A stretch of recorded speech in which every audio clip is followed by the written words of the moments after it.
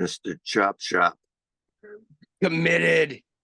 Committed like a motherfucker. Today he is committed. I'm committed, Yesterday but not to an institution. But I have been there. I've been committed before. I think a couple of us Jails, have. institutions, and death. What? I survived all of them.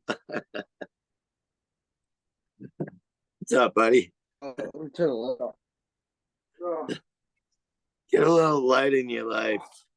Let there be light. And look, and then there was.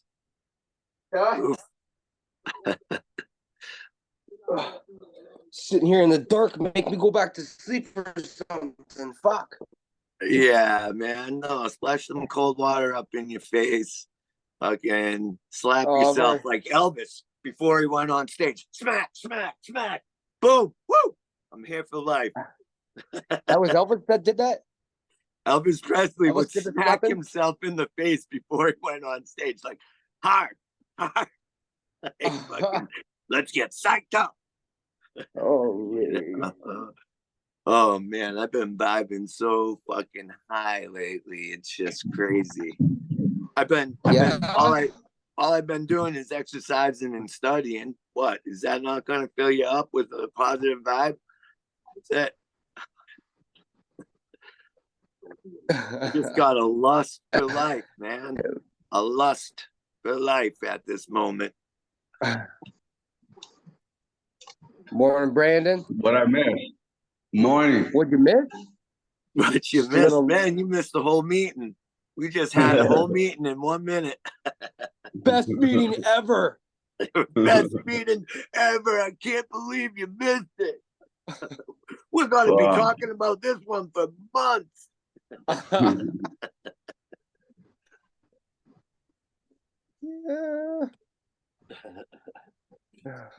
Yo, your 7-day savagery, man, you're going to have to meditate and fucking go deep within yourself and find out who you are on that journey, bro.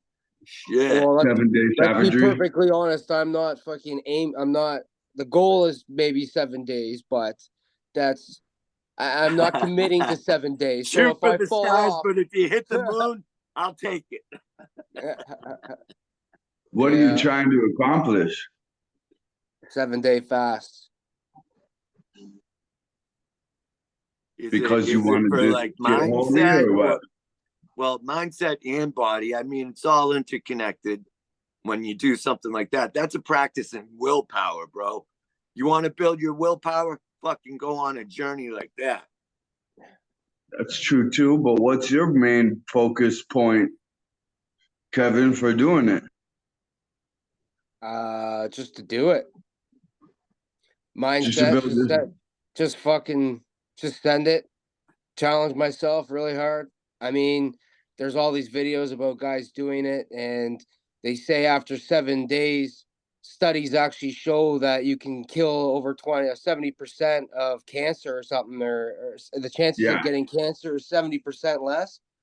So there's a lot of benefits. Plus, man, where do you get your abs? In the kitchen or out of the fucking kitchen?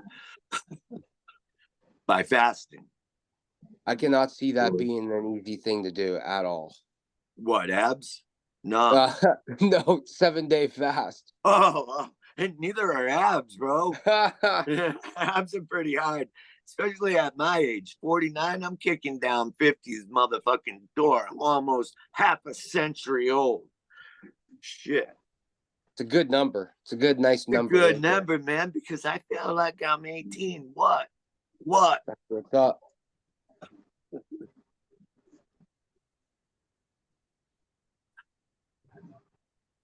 Not only that, but because I feel like I'm 18, I look in the mirror, I'm like, you're 18 too. I kind of bullshit myself. I have a receding fucking hairline. I feel like Sean's age. What's up, Sean? Oh, that's Patrick. Oh no, Sean's there too. What's up, guys? This morning. How's it going? Hey, you should count yourself lucky, Aaron. You made it from the papyrus scrolls of ancient Egypt all the way to iPhones in modern day. Yo, that's funny. That's funny. I was watching a video on the Dead Sea Scrolls the other day. You know, there was 900 of them suckers found. And they found them because some dogs were chasing a sheep. The sheep ended up in a cave. The kids went into the cave and found the scrolls. I mean, it really just they found them accidentally, really.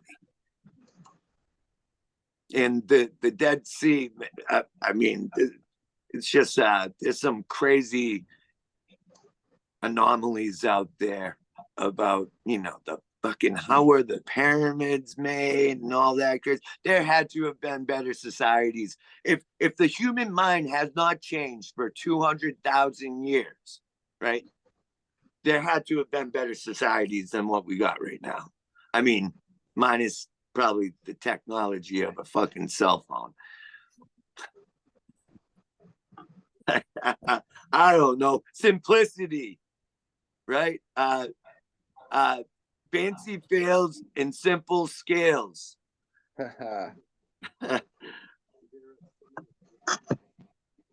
Oh. Vibing high. Morning, Patrick. You fighting off bears this morning again, or what? With my bare hands. Wouldn't that make for a fucking video? Oh man, go out there and fight a bear, man. Make sure you kick its ass though. Make sure you fucking dominate that motherfucker. Put him in a stranglehold. With honey on your face. Yeah,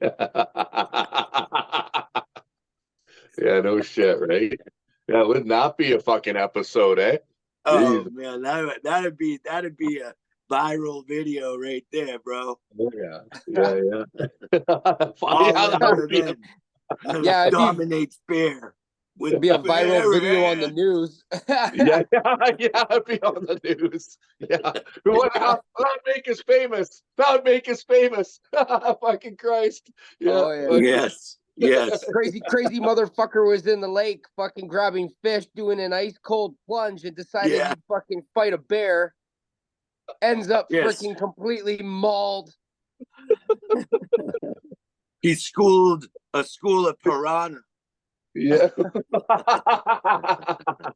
Just straight feeding frenzy. Our minds aren't quite right, eh? Our minds are quite a little, we're pretty crafty. Yes. Man, I had this thought reading Thinking Grow Rich yesterday. The organized planning of specialized knowledge, like everybody has this whole fucking shitload of specialized knowledge that they gained on their personal development journey, right? So the organized planning of your personal zone of genius, your specialized knowledge, plus massive action towards what has worked for you. That is what's going to make it work. Oh yeah, you know, make us work. So I think we should organize and plan our specialized knowledge, because it hit me yesterday. I'm like, yeah, I'm talking about this, but I need massive action. I need my fitness plan to be something beautiful and different and unique. Yeah, 100%. Well, you know what? I'll tell you right now. I watched a video of people training in the 70s and people training now. Yeah. And I was absolutely fucking blown away. What's the difference? They took a picture, like a video, and everybody's looking at their phone. And in the 70s, people are like straight jacked. and just going the whole time. And it's like, and then you get people on the bike sitting on their fucking bike looking at their phone. And it's like, whoa, that's man. that's fucked up. No. Screen sucking. That's what Bedros Keuilian calls it. Screen sucking. And David Goggins says, you know, I don't go on a run with my phone. I give that shit to my wife. You know, I think he has some kind of backup if, you know, because accidents do happen. Yeah. But I make it in my intention. I'm like, no, you can't fucking keep grabbing at your fucking phone. I don't look at my phone while I'm running. I don't. I keep it in my underwear side pocket, and I don't touch it. Maybe every once in a while I'll be like, oh, Wes dropped a video, and I'll put that on.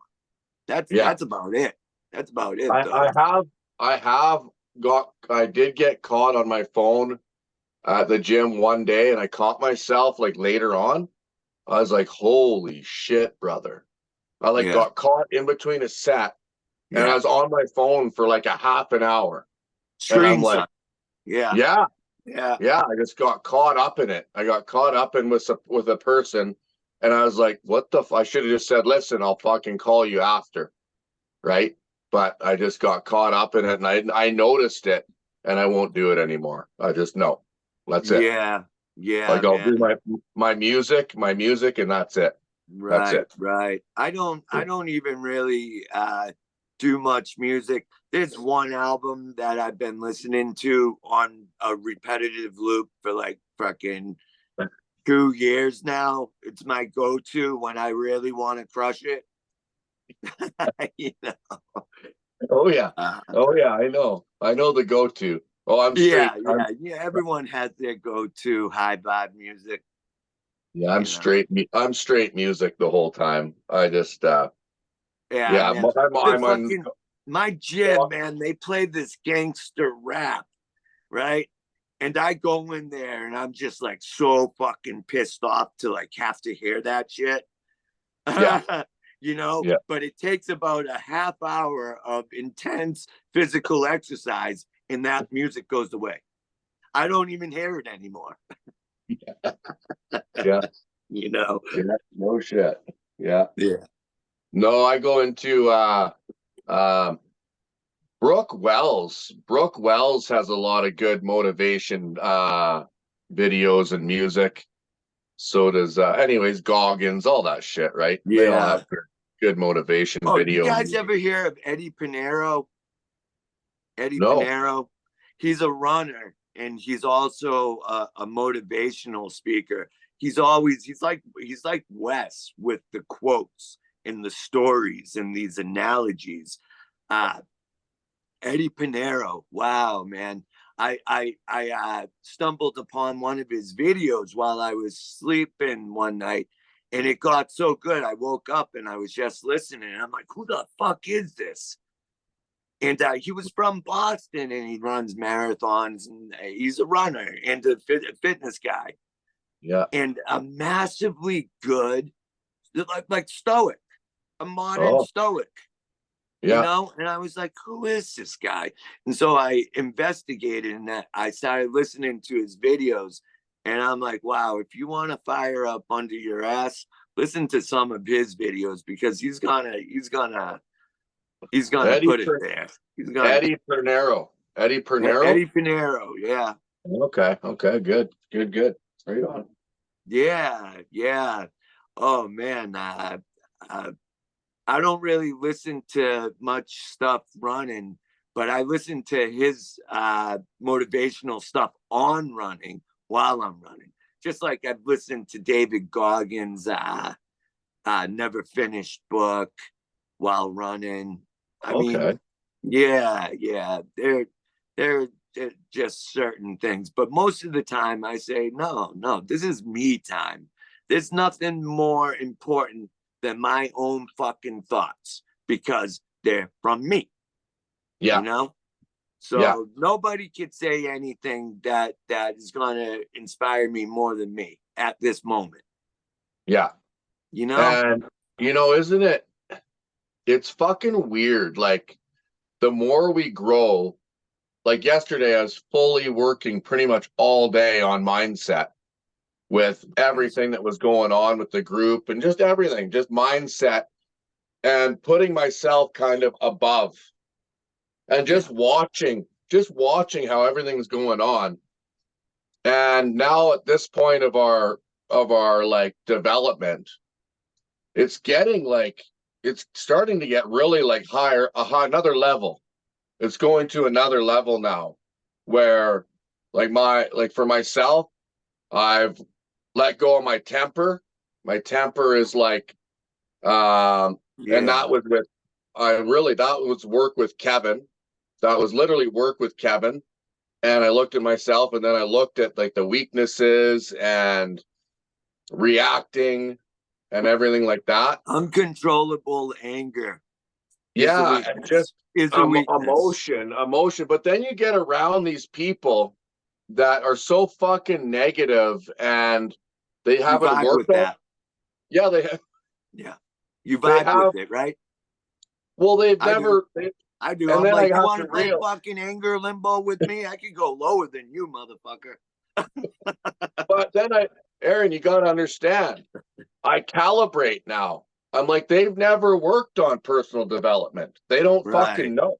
Right. So I'm just, and your intentions are to get better and be better than what you were yesterday. You just literally have to walk away. You just walk away. It's fucking crazy. It's like, I'm just going to walk away from this because it's so fucking unhealthy. And people will do things deliberately. Like, it's crazy. I'm like, what the fuck? Like, really? Like, that's how fucked up people are. Like, it's just like, God damn. Like, you know, what I'm saying is the world is we're in a very, really kind of a state of people that don't want to grow. Right. They just are you know what I mean? They're stuck in that fucking whirlwind, right? Yeah. So I love personal development. Like when Eric Spofford said, that's the game, like being in personal development, that's the winner. Because that's life. That's life. Like, this is our life. So it's like, don't you want to be the fucking best version of yourself? Yeah. Yeah. And you know, and being aware of anger and that it's an issue, there's a space between stimulus and response, and all of your power and freedom reside in that space. Yes. So what is the space? What is the space? The space is self-awareness. Yes. And independent will, creative imagination, and conscience. And to be able to say, okay, I'm going to tap into one of those instead of being a reactive, weak motherfucker. You know, I'm reactive and I know it, but I'm noticing it now. I'm like, fucking, the heart gets beaten, the anger gets hot. And I'm just like, oh, wow, look at that. Look at you go from 0 to 100. And that's what I mean. That's what I mean. That's what I mean about the work. It's another level. I'm noticing like, oh, the reaction and like the calibrating my like where I'm at. And I'm like, God damn. I'm like, okay, like I noticed straight up. I never thought about low frequency before. I never thought about it. Like I was just like, oh, this is how but when you study it, you're like, oh damn, I'm dropping down, motherfucker. What's going on? Like you literally feel the scale drop, and you're like, I gotta. Hey, it's your job to not sink down to the negativity of other people, but to bring them up to your high vibe. Yes, that's our job. To not let others sink us down into a low vibration, but to be like, no, I'm vibing too high. You know what? I'll lift you up. I'll lift you up. It's my job to lift you up because you're a low vibing victim right now. And you got to do it. And the approach, I did it yesterday with a guy, and the approach, you kind of have to like, it's funny how you have to approach it sometimes too. Because some people you can bring them up right away, like, hey, brother, fuck out. And the people just like this. But sometimes you got to be a little more like just calm and be like, hey, you know, bro, it's all good. You know, it's all good. This is, how you getting through shit. And people are like, oh, man, and it's like you got to kind of bring them up almost like slower. Like you got to but one of my buddies in the gym, he's this hardcore kid, tattoos all over, and I told him he was coming in as I was leaving, and I told him what I did. I absolutely slaughter-fested it. I think I did 300 floors on the stair climber to end my fucking exercise session. I got down, and I was just in his face and fucking vibing so high. He's like, bro, I can't even take your energy right now. I'm just walking in this place, And I was like, have a good day. Yeah. Exactly. Go get it. Go get you some. Yeah, go get some. Yeah, I love it. I fucking love it, man. Yeah. So AK, what's going on, brother? You're the coach, man. Yo. AK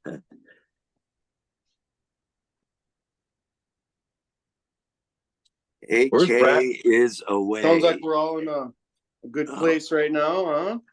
Oh, brother. Love it. Yeah, just give me a little bit of a minute here. We can keep talking. Give me like 5-10 minutes. But yeah. Oh yeah, I'll coach it up. Just talk about some health and fitness and our workouts and stuff. I got a few things to talk about. I like talking about the next level. The next level of being aware and like assertive of it's just fucking so cool, man. Like being aware of where you at with your energy. And it's like this it's just like a pendulum. It's just it's kind of a watching it and building it up, and it gets to the point where like, oh, I can keep this if I watch my surroundings. I can keep you keep your energy at a high state, right? It's a battery. If you look at your whole life, that's exactly how I treat it. It's exactly how I look at it. Is a battery, and it's the same thing as your phone or whatever. Once the battery goes dead, it's fucking dead. It's hard to get it back. So I literally treat my whole day like a battery. I will call people. They're my energy. I call people, they're my energy source.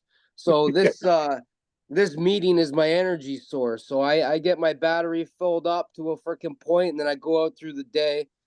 It gets taken down, but I never let it get past half. Once it gets past half, you fucking call someone up for your energy source and get that little boost, or you go to the gym and you get that boost, but don't ever let your fucking battery start running low, because that's when your fucking shit starts fucking up. And that's it. Watch the energy lines. Yeah, once you're fucking running on fucking low, you got nothing left. What happens? You start fucking up. Your battery starts fucking up. Your phone starts fucking up. Your car starts fucking up. Nothing's working properly. So you got to get that recharge before you get there, and don't ever let yourself get to that level. Yeah, and you'll be good to go. Yes. The energy seeking and energy. Yeah, 100%. Yeah, no, I We need a little fucking that. Battery pack, the little thing on the side of our fucking head or on our shirt or something that says, burp, burp, burp, burp, fucking plug me in, motherfucker, let's go. That's what you have to tune into, though, because we don't have that technology yet. You have to do it yourself. Yeah. Dig deep. That's crazy you said that. I said that to a friend of mine. It's like we were plugged in with an extension cord, and you unplug one side, and it's like, fuck, that's kind of how you feel sometimes. And it's like, I don't want to, I'll just plug that back in. Thank you very much. I'm just going to plug it back into the wall, get my volts going up again, man. Because Yeah, that's exactly it, man. Wow, brother. That's exactly how I'm looking at it. So super cool. What Sean was gonna chime in there, I think. You got something to say, buddy?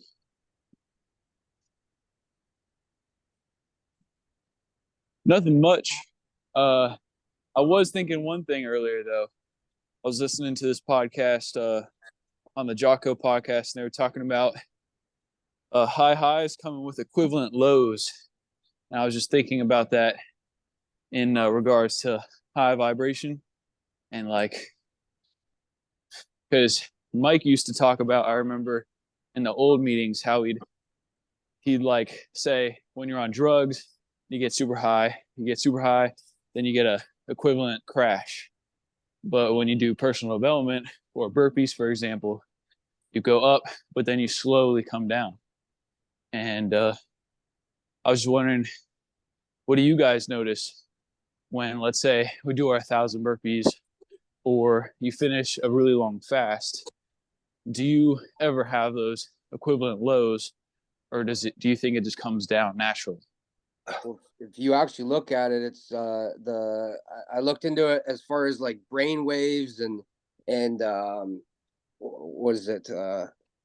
Everything up in the brain, and you can actually get your dopamine kick from doing these things, and that's where you get your super high, but then you get your super low at the same time. So I noticed that. But then when you do shit with intent, when you enjoy it, you also release serotonin and a couple other chemicals in the brain, and that changes it from being just a dopamine kick, so a fail. So the more I look at that, and the more I treat that, is it opens my eyes up to being ready for the crash almost, or if I mean, that's like the same thing when I went about happiness, is like, I mean, by just being happy every day is just my habit now. It's not something that I'm seeking. And ever since I sort of did that and realized this, it's I don't have this super happy day and then I have a crash. It's just I'm just continually happy and I'm not seeking it. I'm just content with it. And I don't really have those crashes anymore. When I do have the crashes, it's when I'm getting something, or this dopamine kick of doing something maybe I haven't done before, or maybe just taking it to a limit, but seeking more, and not being content with what I'm doing, and that's when I'll find the crashes happen. Yo, that is a great question.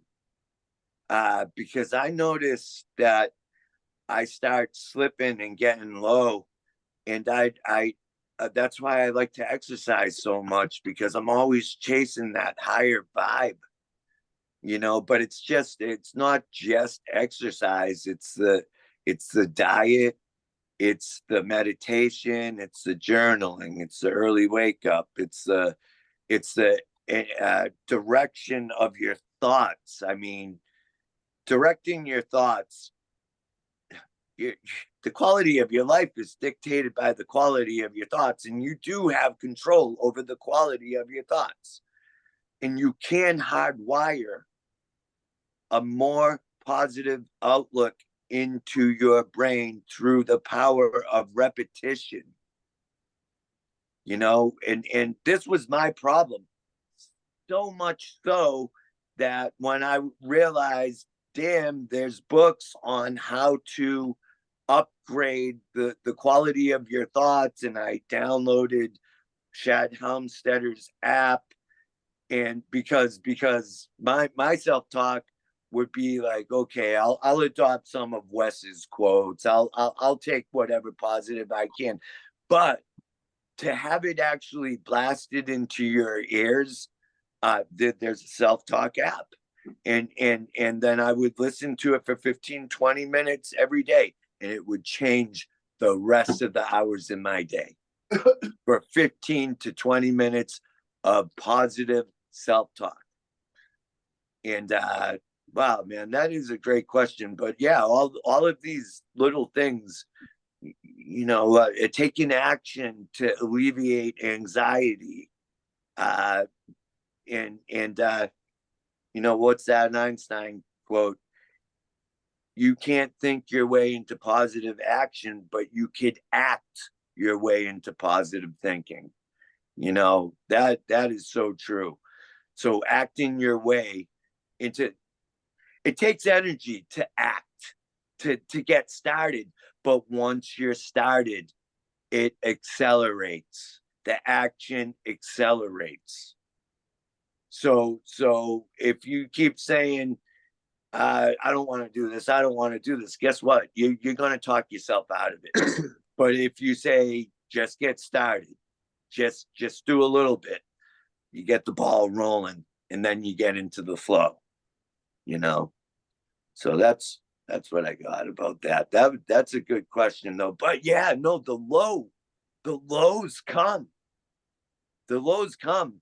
And you could, man, I spent a couple days in a really low vibe, but you know, I'm also in the habit of exercise, and tried to exercise the low vibe out hard as hell. Didn't even want to move, you know. I mean, I even when I got sick there, I broke a 411-day streak of exercise daily, sometimes 2, 3, even 4 times a day. Man, I didn't want to break that, but man, that was fierce. It was no joke. That one, that bronchitis, no joke. Yeah, but you got to fight against the low vibe, because they're coming, you know. Hey, Aaron, could I ask what the name of that self-talk app is? Dr. Shad Helmstetter self-talk. Punch it in. It costs $20 a month. And I'll tell you, I wrote down the very first, there's self-talk for relationships. There's self-talk for health and fitness. I was like, oh man, I got that down. But there's self-talk for marketing. There's 101 words for positive self-talk. I wrote down all the words. Took me a while. But and I try to use these words to empower, you know, self-talk. But yeah, man, there's this is one of his books right here, and What to Say When You Talk to Yourself by Dr. Shad Helmstetter. And then I got another one of his books out of the library that has a lot of the self-talk in it. It's called The Self-Talk Solution. And then from there, I was like, whoa, wait a minute. How come why don't I look up and see if there's and it doesn't say it in any of his books because they're older. I said, I wonder if there's an app for self-talk. And then it blew me away. And then I hardwired some of it up. And isn't it funny that I hit my first half marathon the first time and hit a marathon the second time? I was blasting this positive self-talk into my head, hardwiring this shit. Neuroplasticity is it works. Repetition. Dr. Shad Helmstetter says repetition makes a good argument. I love that. So yeah, man. Yeah, check it out, Sean. You won't regret it. Aaron, it's all repetition. It's all repetition. It is. Yeah, if you look at professional athletes, let's say an NFL team running a play, they run that play over and over and over, and they'll even change a little bit of it. They'll even run a little bit wider, or they'll come in a little bit more narrow on the inside. They'll like master that particular play. Okay, they master that. And that's exactly the mastermind. The mastermind is mastering your mind into that positive reinforcement over and over and over and over, and it's straight, you know. And that's what I mean about when I'm looking at people like, well, they've never worked on it, so I can't relate. Yeah. I can't relate. It's like you don't get it because you've never, Yeah. and it's not even it's not their fault. They've just never experienced it. So I'm Yeah, like, you know, God. we got I'm something like, God. beautiful here. Ah, yeah. Yeah, we got something beautiful here, and Kevin wants Yeah. to say something. You know. Hey, Aaron, just we keep talking about this neuroplasticity stuff, and Yeah. I finally got my computer open today so I can actually check the stuff out that I haven't Yeah. written down. But Yeah. nine exercises to boost it. Number 6 is learn how to juggle. Oh, really? Yep, Really? learn to Ain't juggle. that funny? Yeah. Well, the thing about juggling is, it's working both sides of your brain, and you gotta. I'm right hand dominant. I tell people I got 2 right hands because I learned how to juggle. 2 left feet, but 2 right hands. uh, uh, yeah, man, it's like that yin yang thing. It's working both sides of your brain. That's funny. That's funny. I learned how to juggle. No shit. Learn how to juggle. The next one's play chess. Be mindful as a team. Use the wrong hand. Yeah, that's juggling too, Yeah. because you have to practice twice as hard with, if you're right-handed, you have to train your left hand twice as hard. There's so much good stuff about juggling, man, that it's controlling time and space and defying gravity, and you start off with a high pattern, and once you master it, it becomes low and tight, and you just got the timing down, and the right and left hands are in sync, and you can see shit out of the corner of your eyes better. It heightens your awareness. It's, man, I used to juggle and I would be in a trance like state. I would, a meditative like trance, because I was in the zone. I was in the flow state of just, wow, man, and just focusing on my breathing while I'm going on a massive run with 7 balls. Just you forget to breathe. You're just like, oh yeah, breathe. I feel Simple like shit. I feel like we should be learning how to juggle in our next meeting. Yeah, bro, I've taught so many people how to juggle. It's sickening. I'm a good teacher if I'm a good teacher at anything, it's teaching people how to juggle. I've taught so many people how to juggle. We should do a juggling course then. Juggling class. You want to? I'd love to do that. If it's gonna boost everything that we just talked about and scientifically proven to do so, I think we owe it to ourselves. Yeah, man, I would love to do that. Hell yeah. Just yeah, you guys grab your balls and get ready. I got more balls than most, but I can't give them to you guys. You guys are spread out around the world. I surely would. Man, I've given away more balls than I own right now, and I own a fucking ton of them. A ton. I can't. I'm the type of guy, I see a ball on the street, I say, that's mine. That's mine. I go over and I pick it up. I take it home. I make it part of my collection. I just did it with 4 softballs the other day. I scour baseball parks and I say, I wonder how many little fucking baseballs and softballs are around this place. Sometimes I walk out with a dozen. Sometimes I walk out with 1. I seen this one dude. He was juggling chairs, little kid chairs. Oh yeah, yeah. These chairs was crazy, but he could grab them by the leg and whip it around. So, you know, it was like a lighter chair, or it must have been maybe a fake chair or something. I don't know, but yeah, man, it looked like an optical illusion. It looked really fucking cool. I'll tell you what, man, I was blown away when my buddy Alan aka Spunky.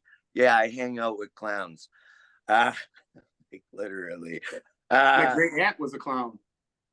Yeah. Yeah. Man, that carny blood. Couples. I have that carny blood. I do. My family were carnies and shit like that. But he went to Russia on a business trip doing his clowning stuff, and he came back with these two kids who were the most amazing jugglers I've ever seen in my life. They were like freaking robots. They were like machines. And Vova and Olga Galchenko, and they were on Oprah and all this stuff.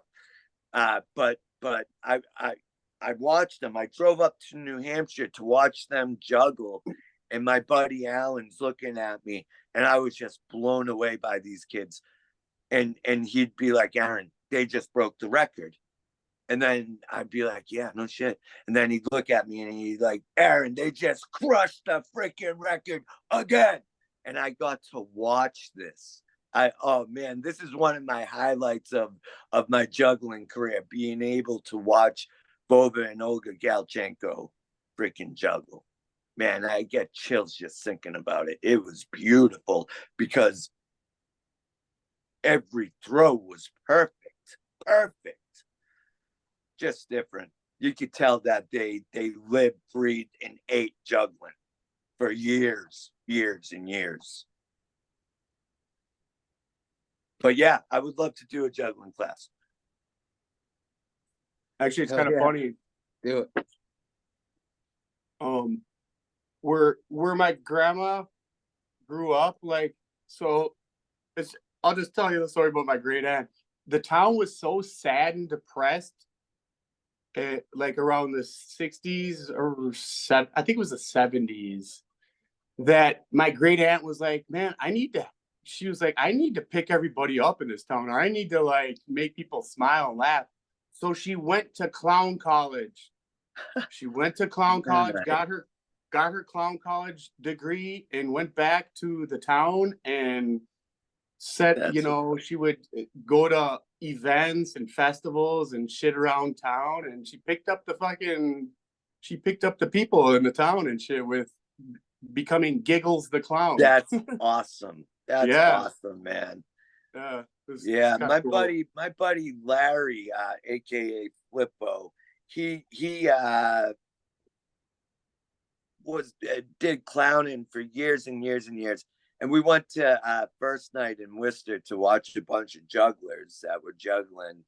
And some little 4 or 5 year old kid heard his voice and said, Mom, that's Flippo. He wasn't in his clown makeup or anything. Mom, I think that guy is Flippo. And the woman went up and said, Are you Flippo, the juggling clown? And he's like, yeah, that's me. How'd you know? But, I mean, he's a very well-known guy because he's a crazy nut. The guy's covered in tattoos from his freaking neck down. He's just a different cat. The mother was like, no, my son knew it was you just by hearing your voice. So this guy made an impression on a bunch of people, kids, adults, Sounds like it. I really want to do the street performing in Boston this year just to generate some quick money. Yeah, you better, dude. You're leaving too much on the table if you don't. Yeah, man. That's somebody else is gonna get that money. Somebody else is gonna get that money. Might as well be you, dude. Yeah, man. And in between my juggling and magic set, I'll put up a sign. I will do 100 burpees for tips and fucking smash out 100 burpees. Fuck it, man. I don't want a real job. Get into this. That's putrid to me. I mean, I want a real job, but I want it to be my real job. No, my real job. Yeah, man. The thing with Victor the other day, I was like, yeah, I'll do your course. Oh, you want to serve me? I'm going to tell you how you can serve me then. Help me with my freaking idea. Help me with that. Serve me that way. I don't want to do Tabata. I already done a million of them. My cardio is on point. You know, my cardio is on point. I can't make an upgrade. What my upgrade is, help me with my business. That's what I was going to say to him later, one-on-one. I think the thing is, like, not having a job doesn't have a ceiling. You know what I'm saying? Where having a job has that ceiling. So I think you almost accept kind of like a slave limitation in somewhere around your being when you agree to that ceiling. You know what I'm saying? So yeah, I think like the adventurous pursuit that I guess, like, if you just look at the natural toughest man, you know, he never knows what's around the corner. You know what I mean? He never really knows what's around the corner. You have to be checking your 6 and your 3 and your 2 and all that, right? At all times. And you're wandering with that faith of the path will illuminate as I walk it the whole time, right? There's no the parachute will open as I fall. Yeah.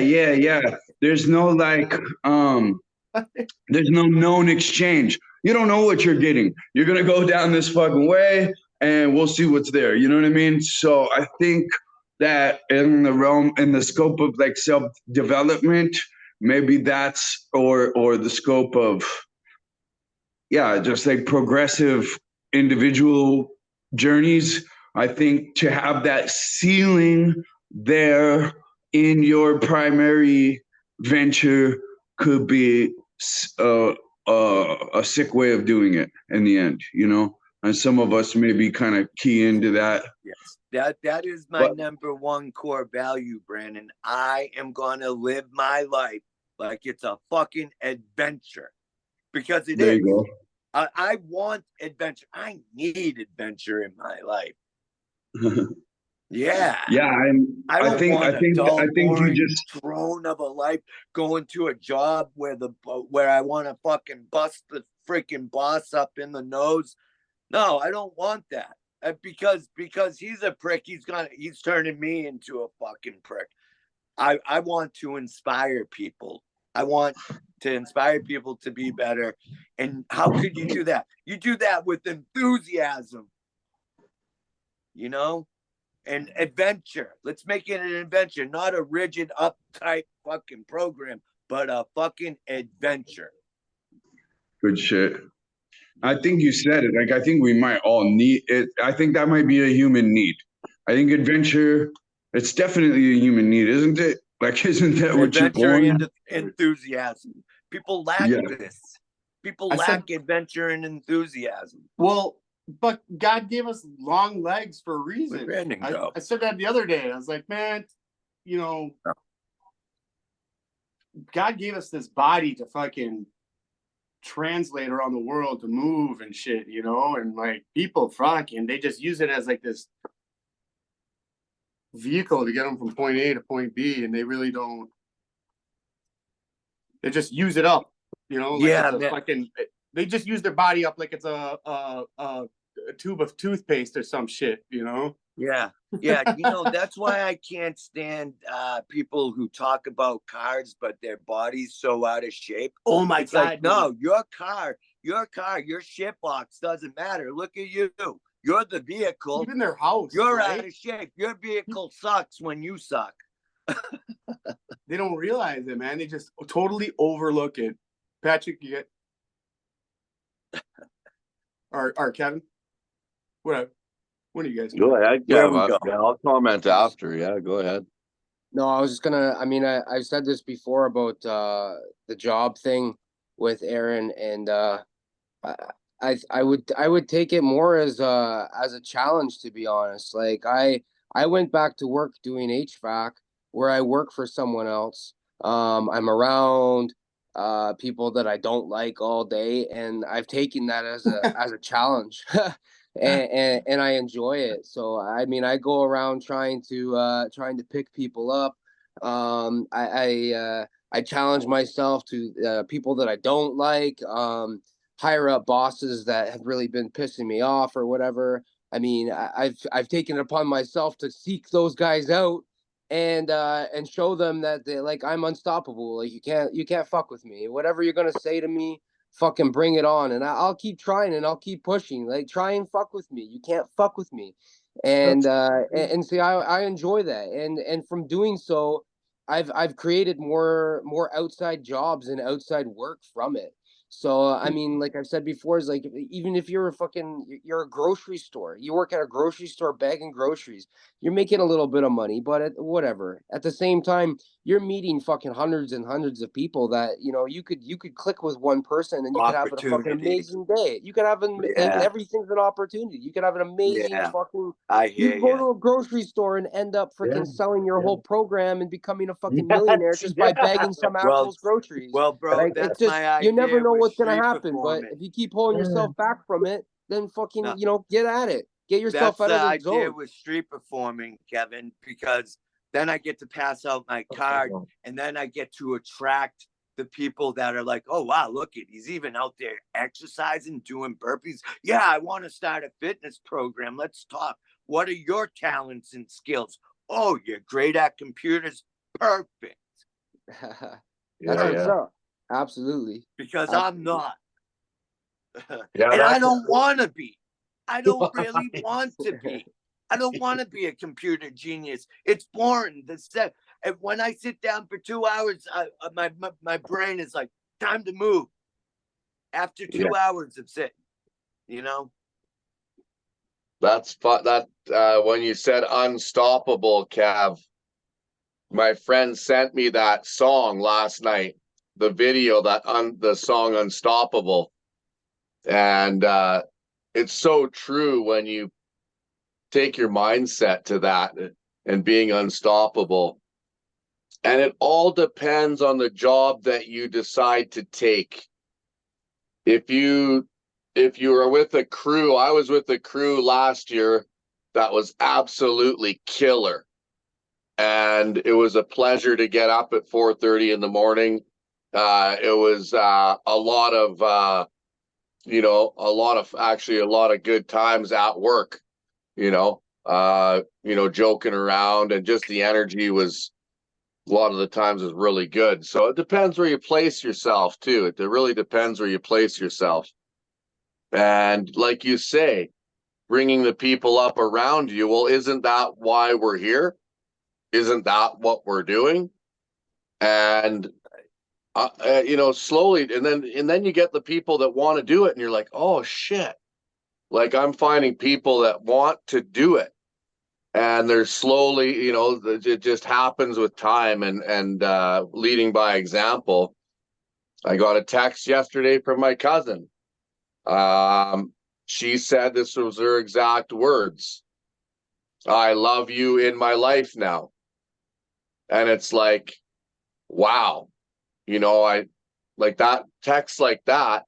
When you're working on yourself, it's like, okay, you're doing something right. The love comes in and people are want to see what you're doing. Guy at the gym yesterday, he's walking out and he's like, hey, he introduced himself. He said, I see you in here all the time. And, he introduced himself to me. I don't have that happen a lot. I haven't in the past anyways. And it's little things like that where people are coming up to you too. Like they're kind of approaching you about the energy. Your energy starts passing off to people. So yeah, I just wanted to put that out there.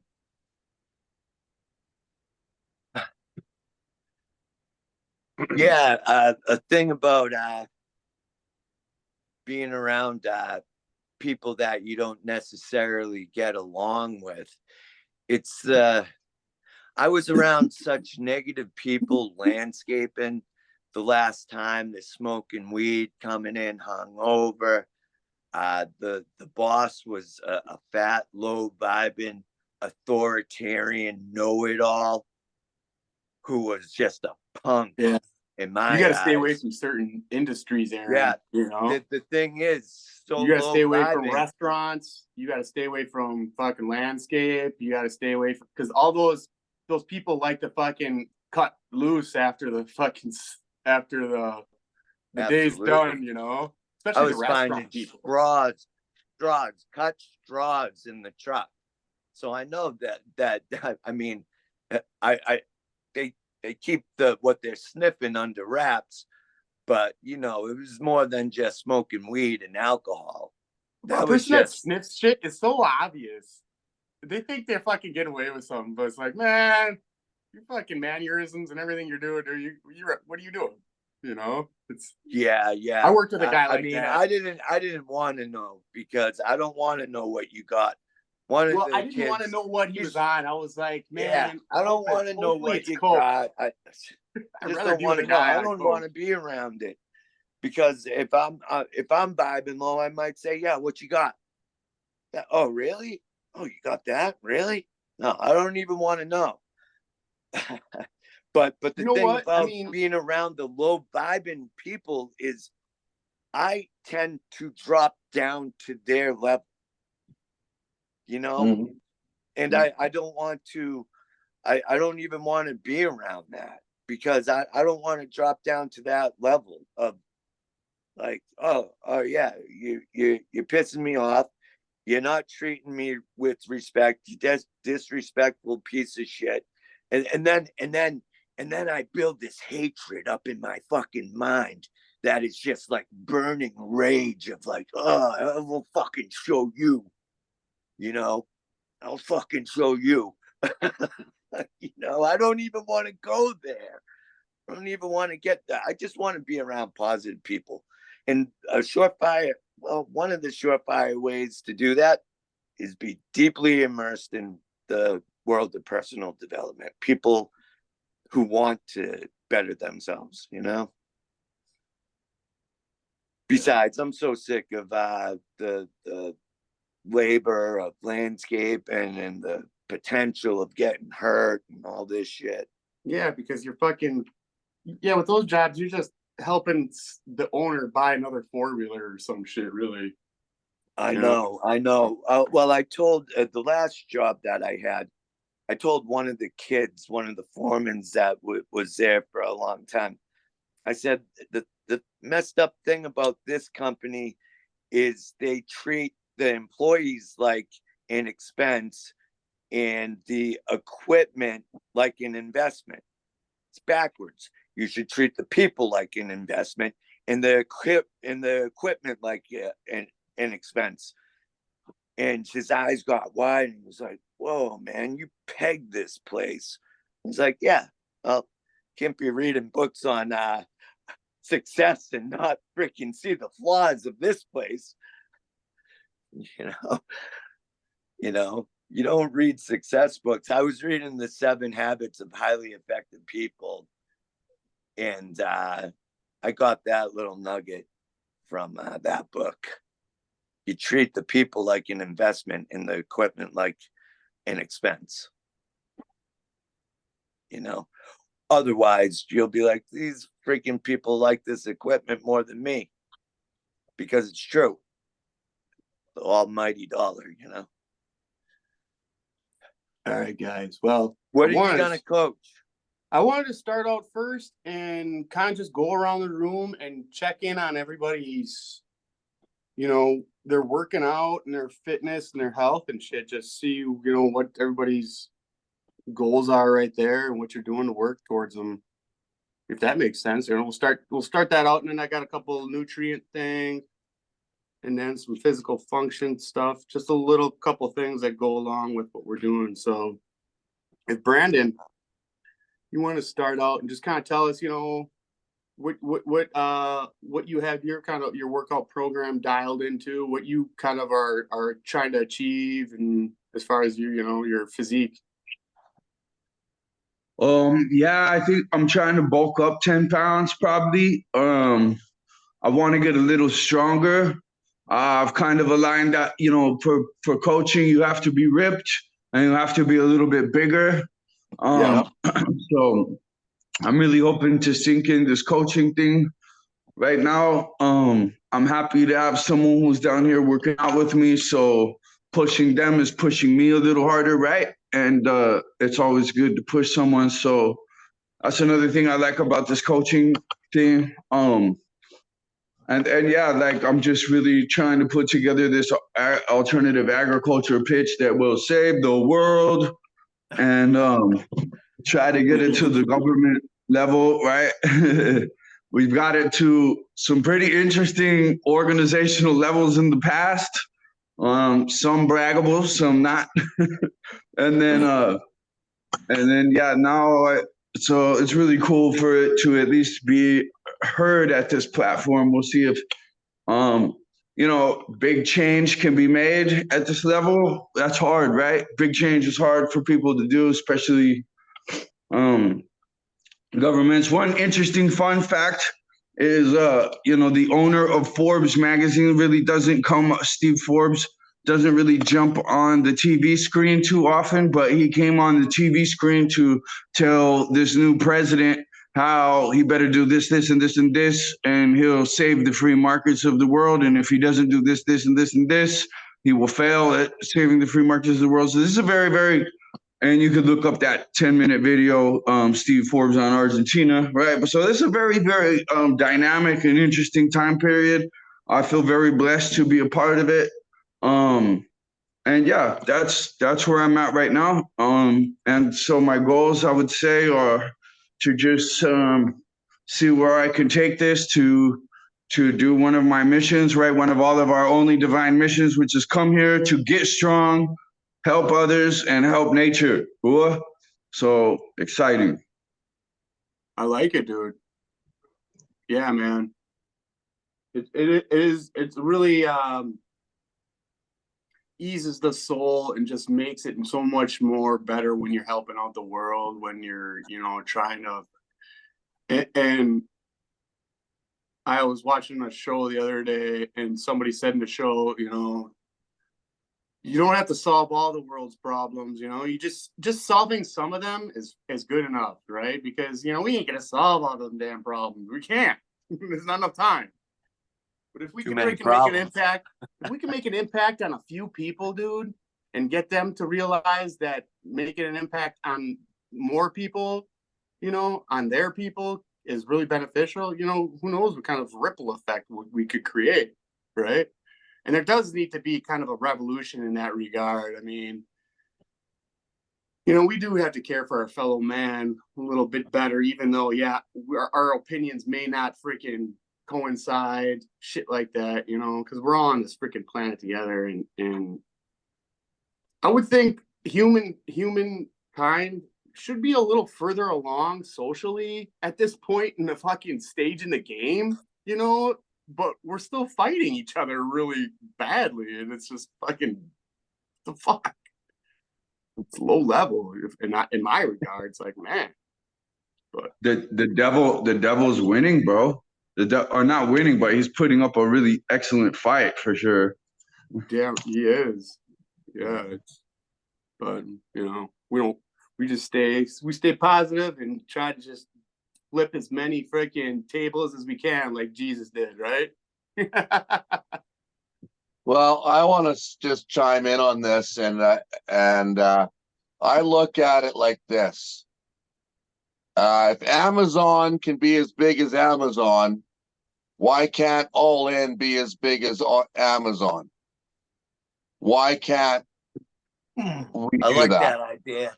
Yeah. Well, no, I'm being dead serious. As a united front of a group where we're just regular people that don't want to be suppressed into a negative mindset. Would people rather be in a positive mindset or that other shitty one? And the vote's going to be positive, period. Check the motherfucking box, motherfucker, and they're going to check positive, okay? And that's what it comes down to. Check the positive box and enter. That's it. Check the positive box and enter. Done. Yep. That's how I look at it. Like, I don't know, that's how I look at it. It is. Straight up.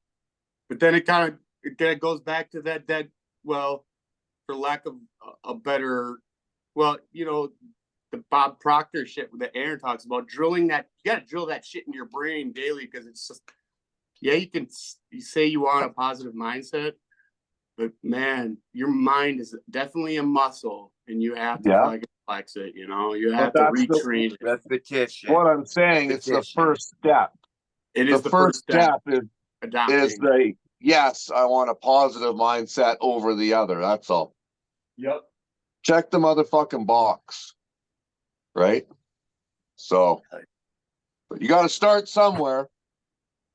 Hey, Patrick, if you want to just tell us on you, we kind of talked about just you and I, but if you want to tell us about, you know, your working out and your, you know, physique, and I know you got the back issues and stuff, but I don't know if you said you wanted to gain some weight.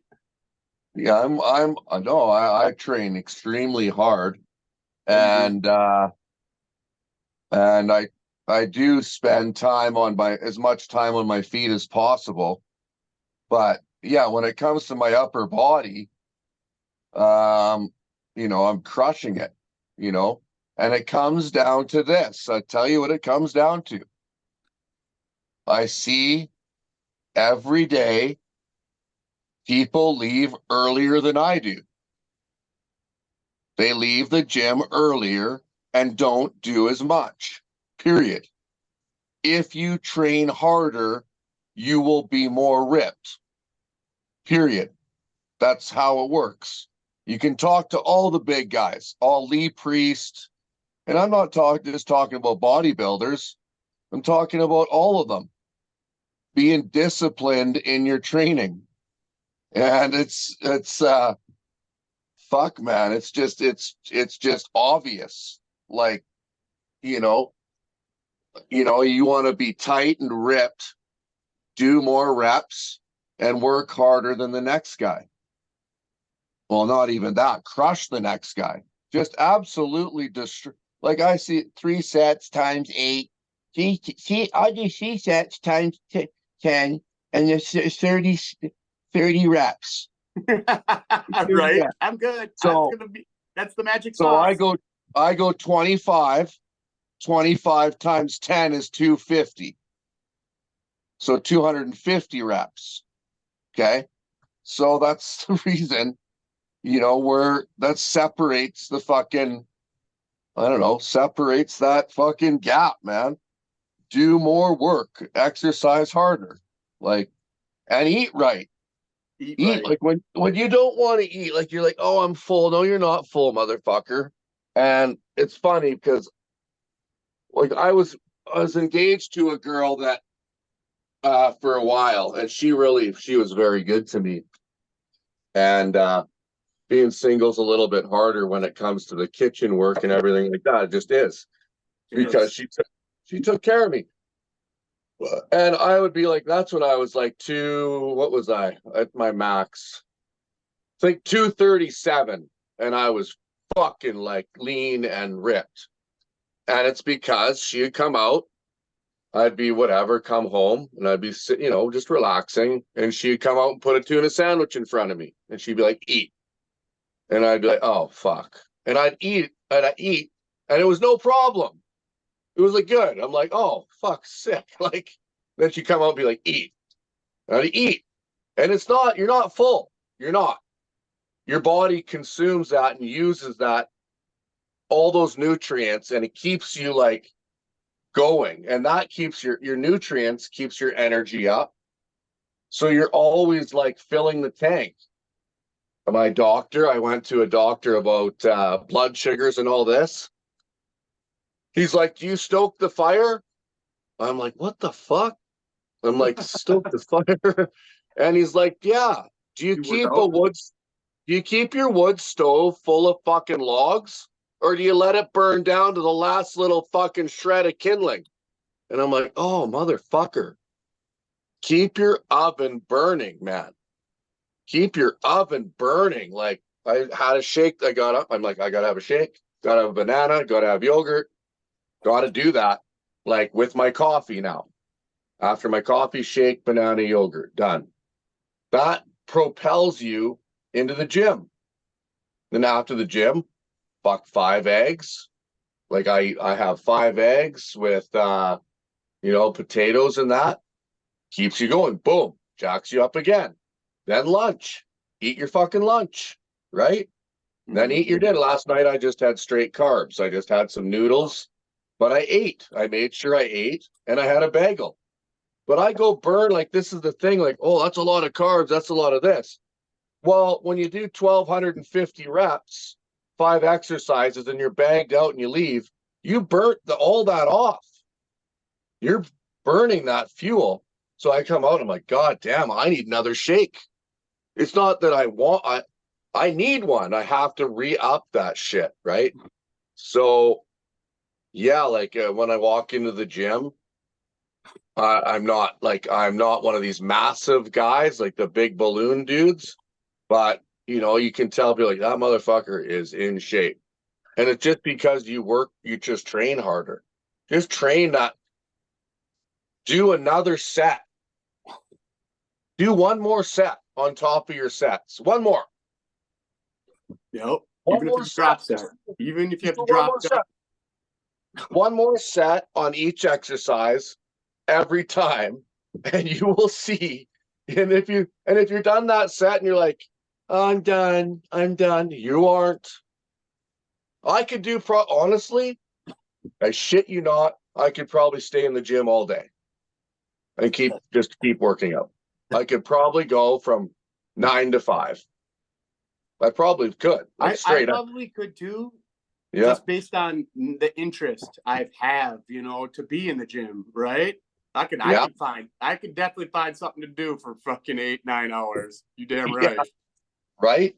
But then there's fatigue. Right. You get into fatigue, right?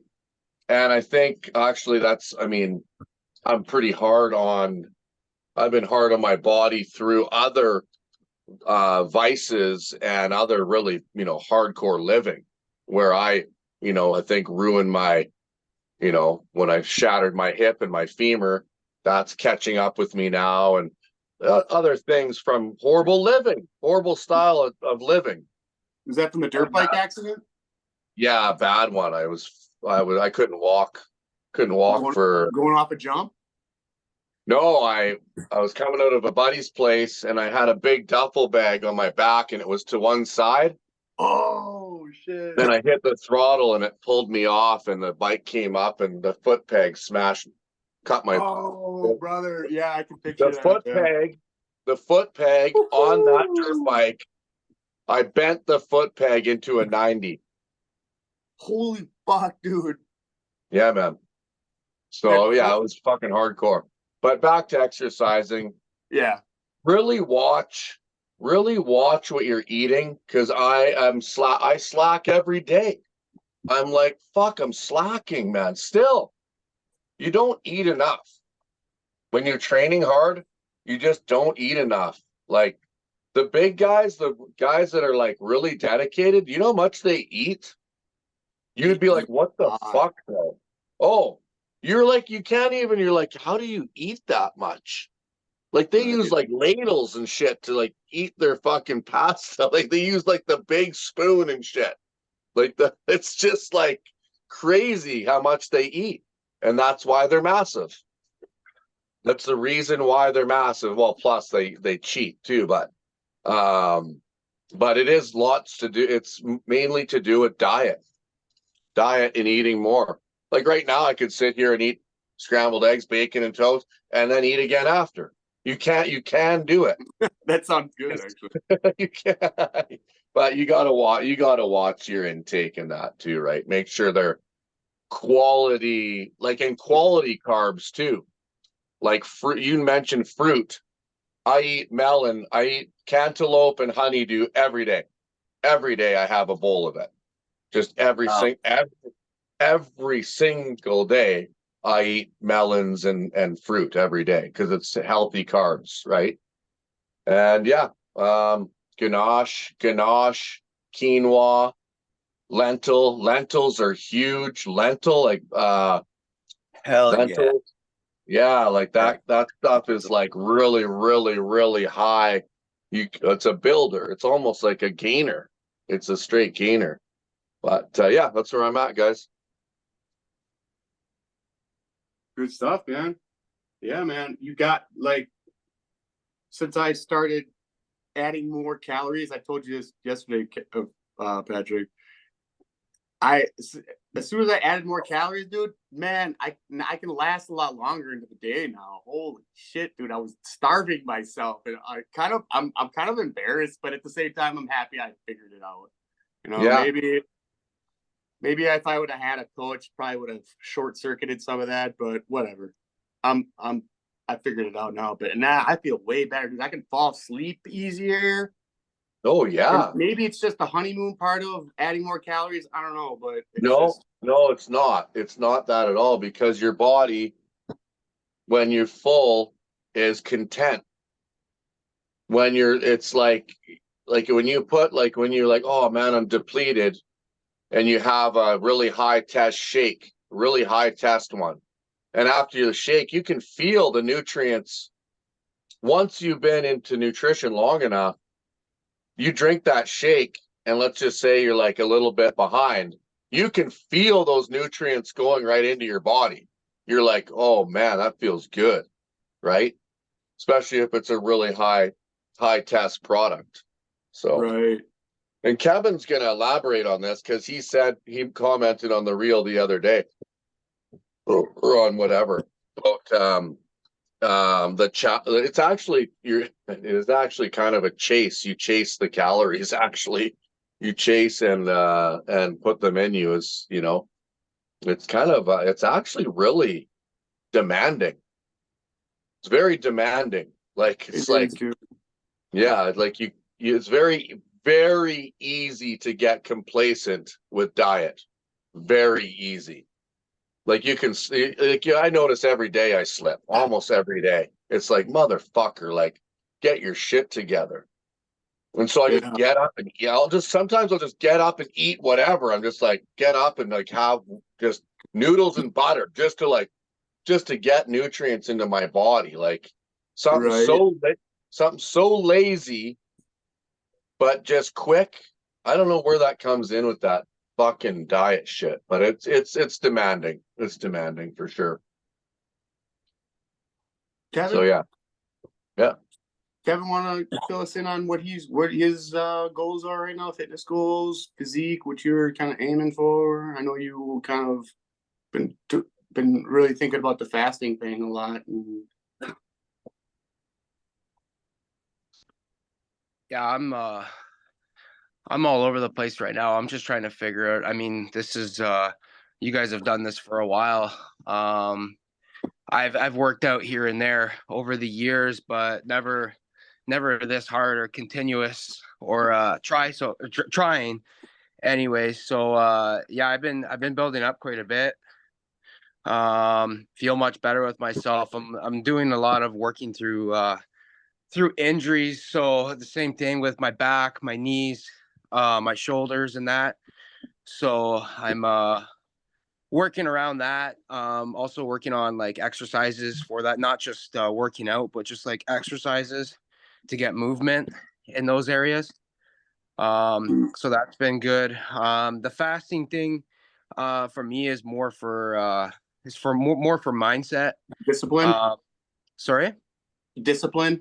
Yep. Yeah. So just to push through it. I know the when I was doing it there, I was doing 18.6, and then I went 20-4, and I was doing that every day, and I did feel really good for it. I lost some unwanted weight, burned some good shit off. I was feeling strong in that. Then I did the 72. Felt good from that, but that one was more for mindset. So that's where I'm going at again on Sunday is the 72 for sure, and then just to see how far I can push myself, honestly. Nothing to do with trying to burn fat or lose weight or any of that. So it's just a nice byproduct. That's it. Yeah. So we'll see how it goes, but then and then right then it's back up to bulking right after that. Yep. Good stuff, man. Yeah, trying to figure out the nutrients and the macros and all that stuff. So I've just been playing around with that a little bit, being more in tune with my body and what I'm doing, what I'm putting in, and what's coming out as well from what Brandon told me. So I try to pay attention to everything, and I feel like I'll get it dialed in once I played with it for a little bit longer. Yes, same here. Yeah, I'm trying to,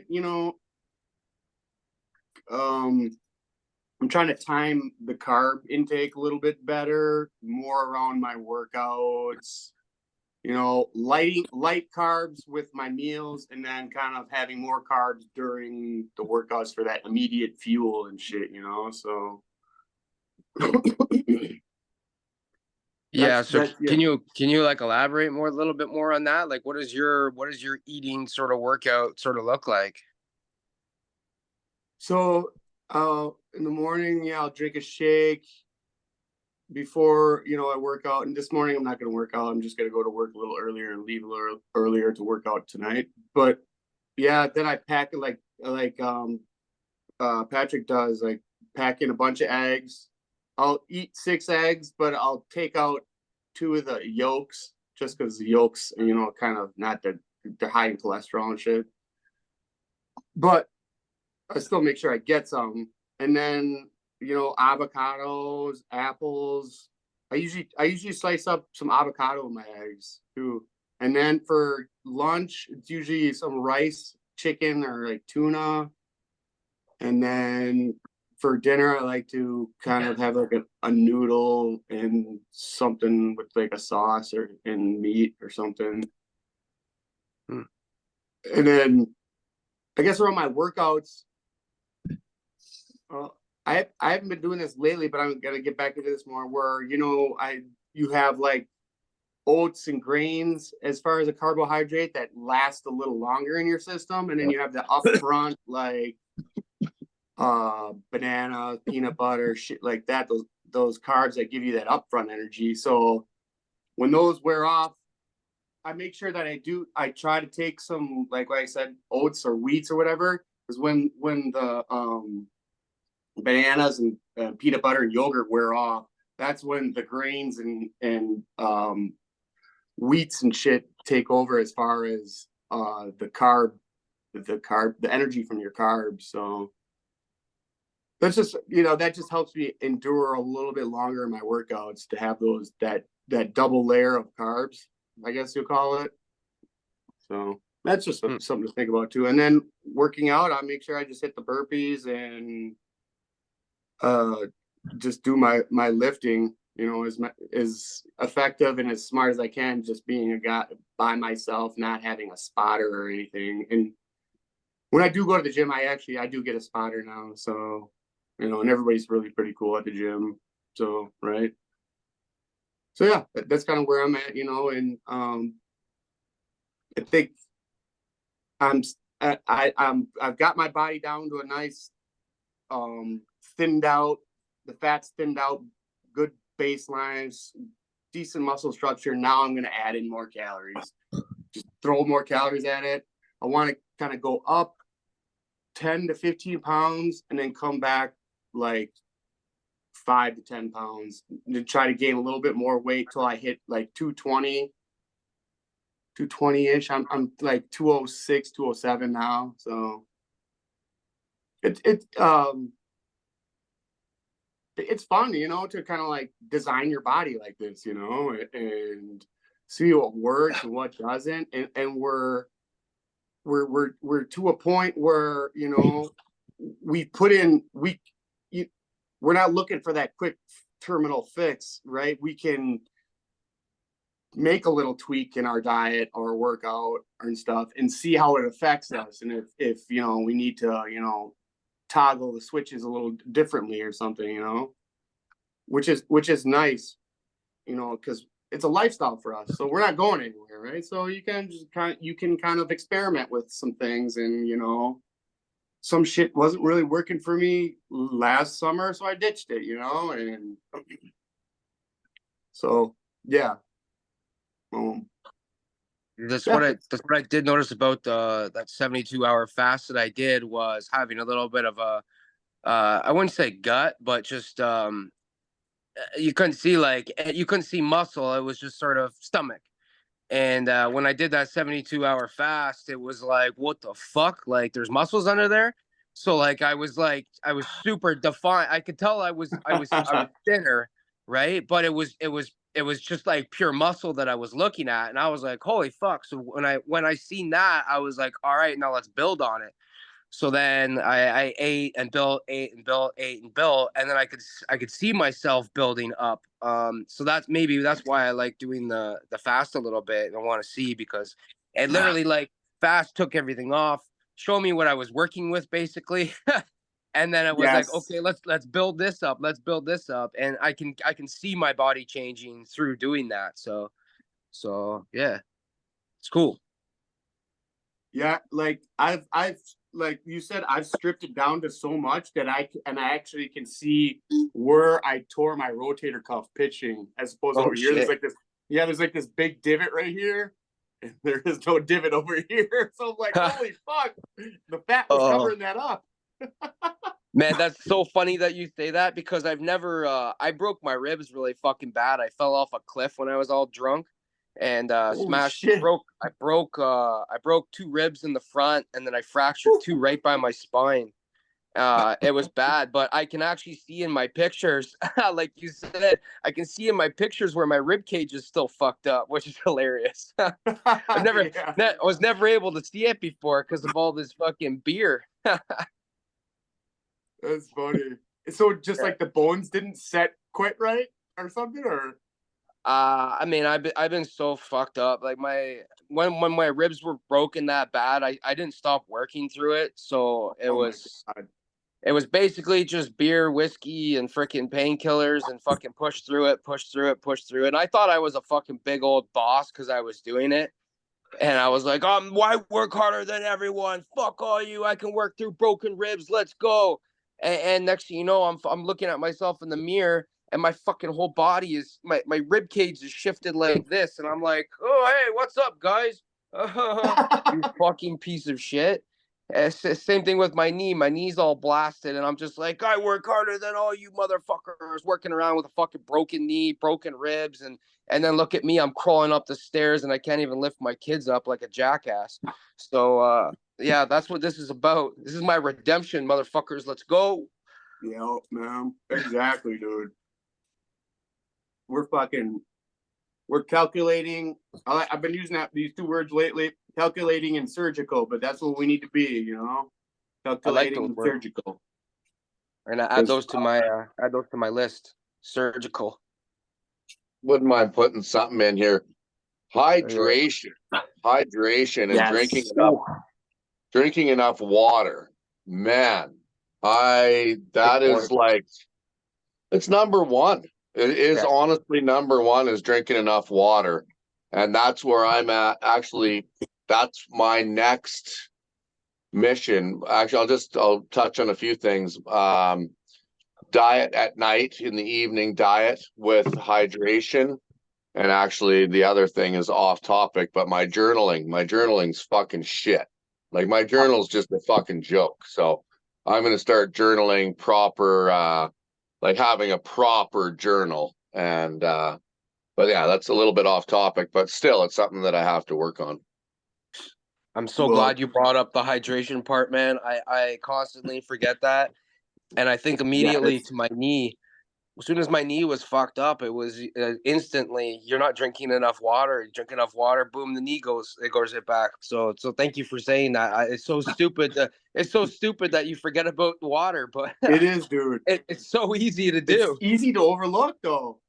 It really is, because it doesn't like, you're not like, oh, I want some water. Well, I mean, when you're really thirsty, then you're like, oh, I crave water. But usually you don't crave water, Yeah. I just make sure. Yeah. You know what I do? This is really kind of the fucking easy way. Just focus. Just make sure you're cognizant of your piss color. You want it to be like a clear, maybe a tint of yellow in it is fine, right? Clear, You want it Doesn't clear. get crystal clear, but The clearer the better, though. The clearer the better for sure, because then you're rinsed straight out. And when I was really healthy, when I said I was with that woman, and she was just extra. You went, yeah. Anyways, it doesn't matter. But when you got extra support beside you, it just makes things a lot. But when I drank so much water, and my piss was so clear, and it's just so imperative to keep your body hydrated. So that's mission. I am actually going to change. So mindset, working on mindset and everything else. I am making it like a rule to drink enough water. It's like going to be like my number one thing for a little bit here too. bottles everywhere. Yeah, no, but literally like have it kind of like as a rule, like one of my daily habits. Daily habit is water. Straight up, just daily habit water. And because we are straight up, beings of what is the percentage? What are we of water? I don't know what it is, but it's like 60, crazy. 70, something like that. Brandon? It's like 70 to 85 probably. Yeah, like whoa. Yeah, depending on what the biological life is and how much it's been hydrated and all that. And I was just thinking, one thing that I do as a good place to put that re-up is every time you go to the bathroom, it should click a new switch in your head that you need another liter of water. And what me and my team had going for a long time was called the PFI. And you don't even let your buddy go hit the head unless he's done some Chinese drums, some stretch, some burpee, whatever. And then that way you keep that constant. I get it. Yeah, the PFI, the toilet tax. So you weren't allowed to use the toilet unless you did your shit.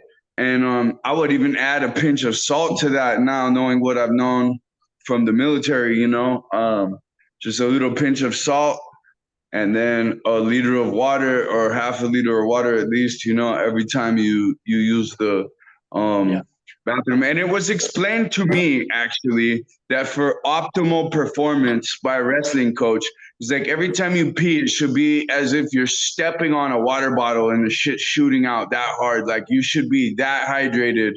You should be totally clear piss. You know what I mean? You should be fucking just like really just running. Exactly, Been listening or starting to look a lot into vinegar.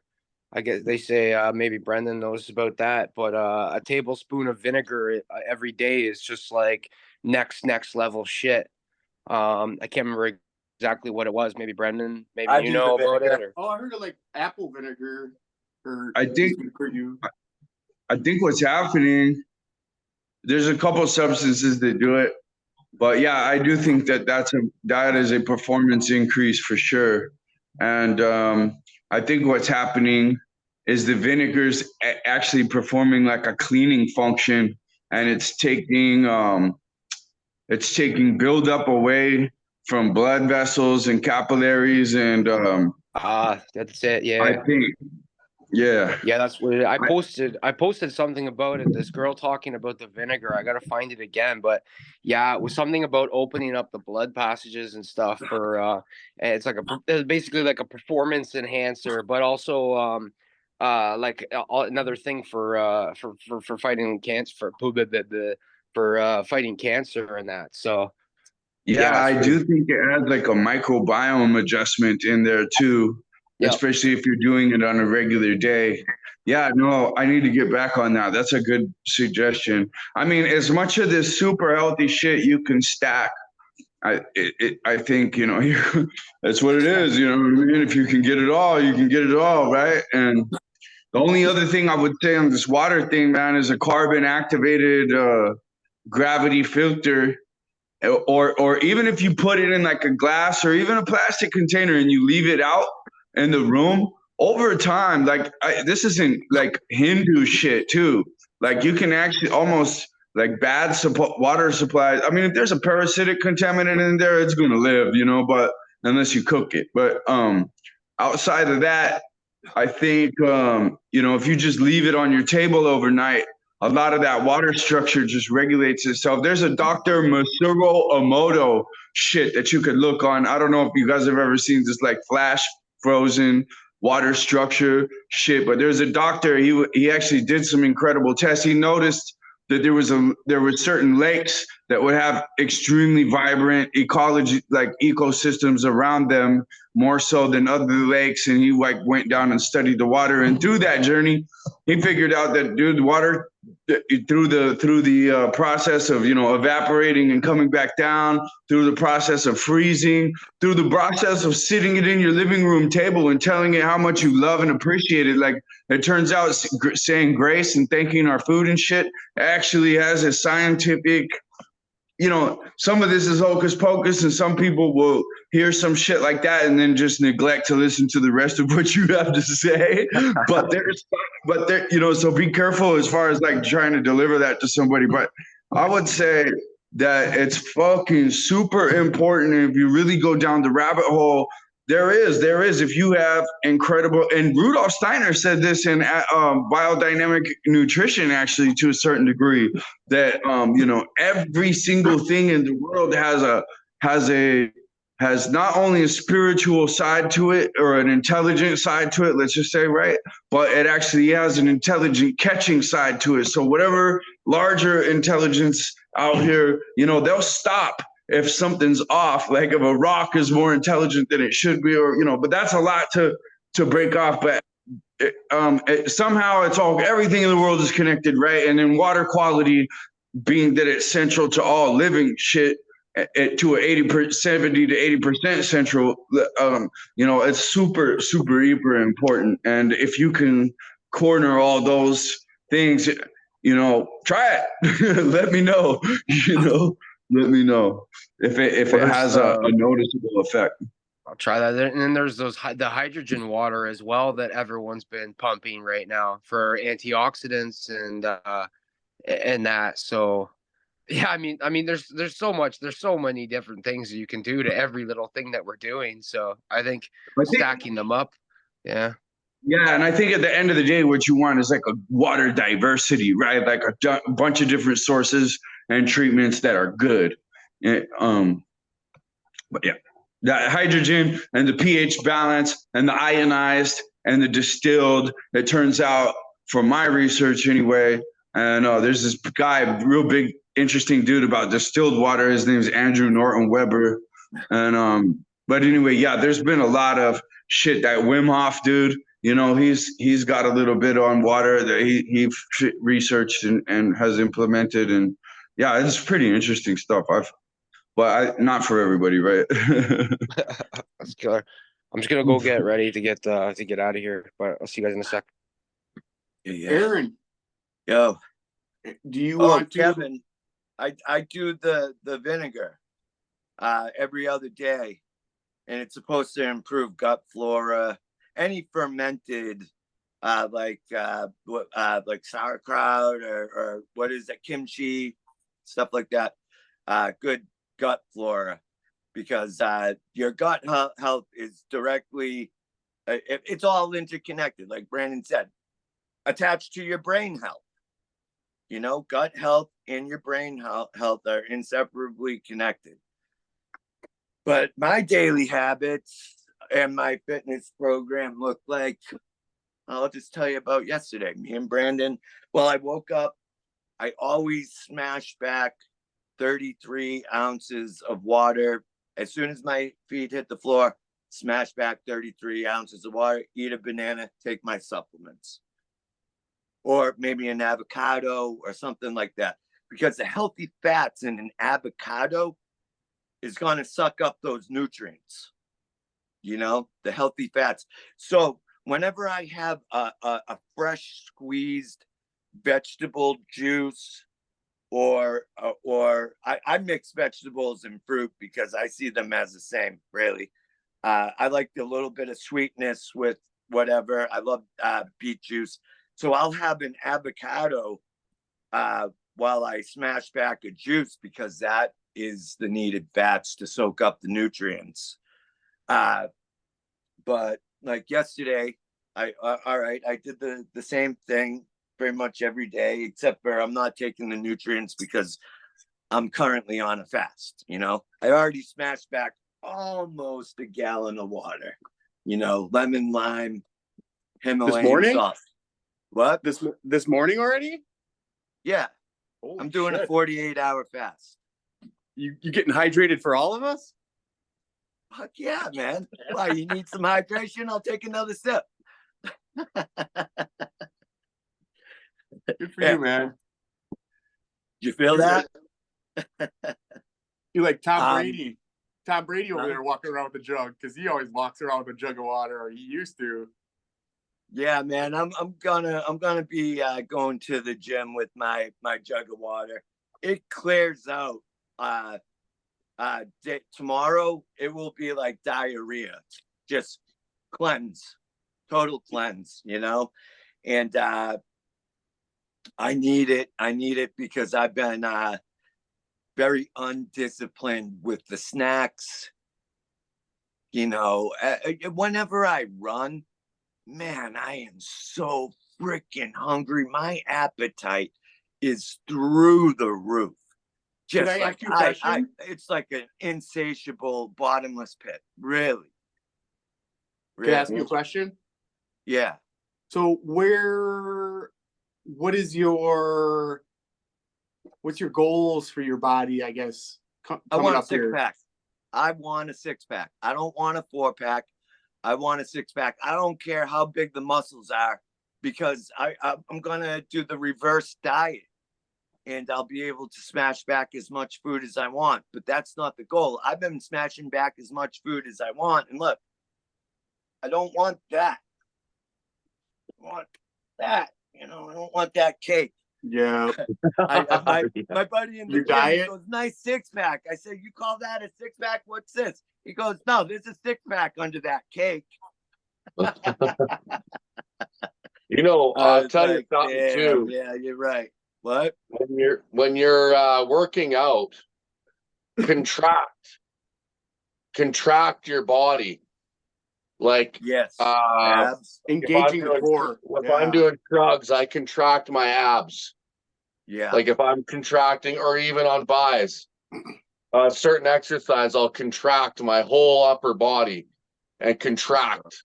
Yeah. Or I'll just stand there. I'll pick up some dumbbells, okay, and I'll just hold them in front of me like this and just contract my abs. Just contract. Contract. And I don't have a lot of it's pretty. I'll tell you what, I do abs the most out of it. Well, I try to stay consistent with it. Therefore, I have 7 different ab routines that I do. Yeah. You know, because I just like the variety, and I get bored. You know, I like variety. But, you know, like one of them is, okay, I'm going to do 100 V-ups with the ball and 10-minute planks. That'll be an ab routine.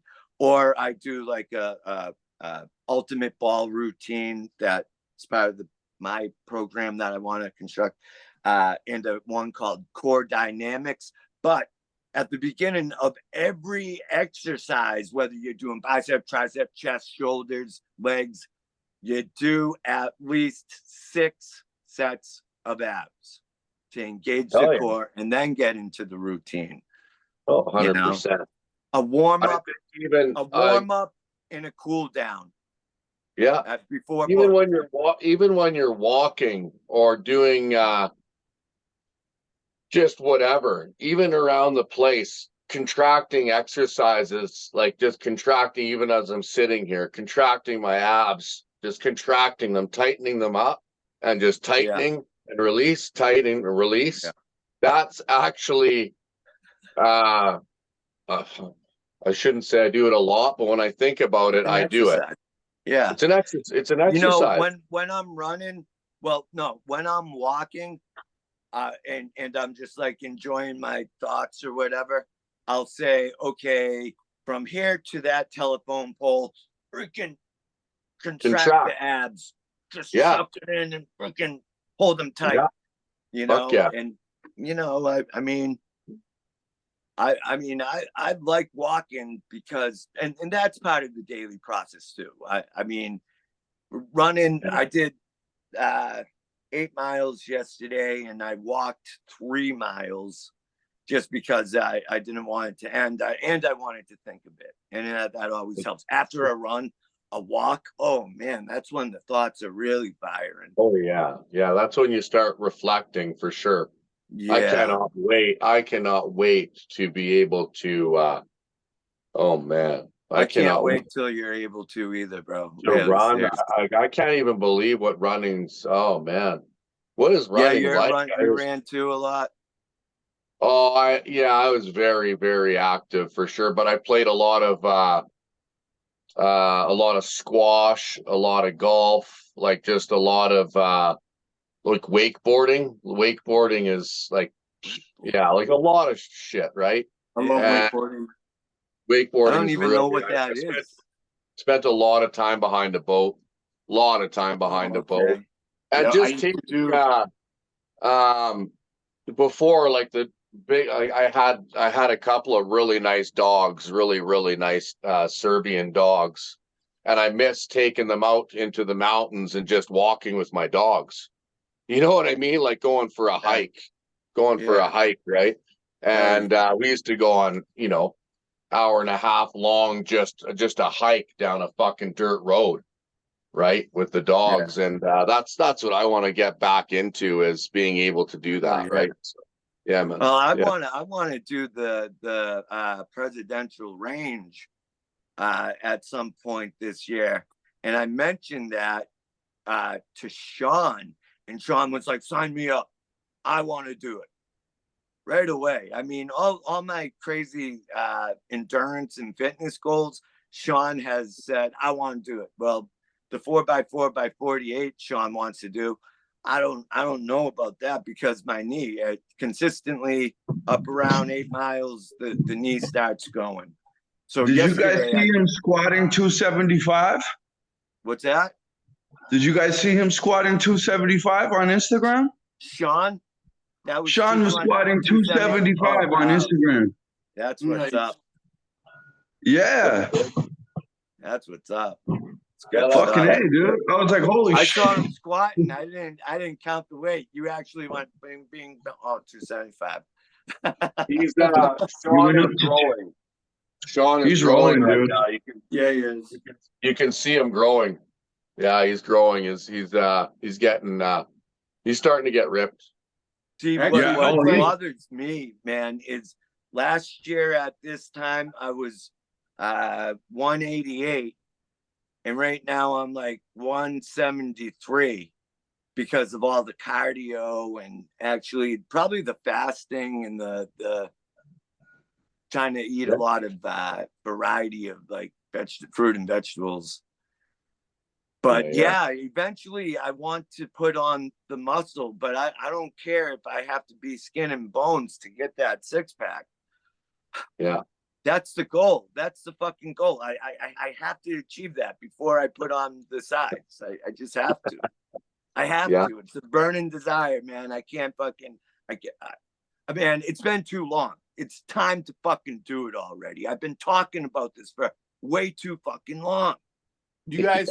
I guess I need help with the diet, you know? Something's eluding me. I'm just not tracking the macros either. Do you guys have this book? No, but that's a gooder. That's a gooder. I wish. Hey, dude, Sean, he recommended this to me like a couple months back after, you know, he left Mike's group and before this group. He's like, Aaron, you should really get this book. And I was like, and I got it for $16 on eBay, dude. And look how thick that shit is, dude. You guys would love this, man, because you just like. Mine, huh? Does he talk about tracking macros in that? Yes. He talks about different macro levels. He's like level 1, you stay on this until you stop gaining weight. And then you move to level 2 until you stop gaining weight, you know, and if you want to go up even more, then you go to his level 3.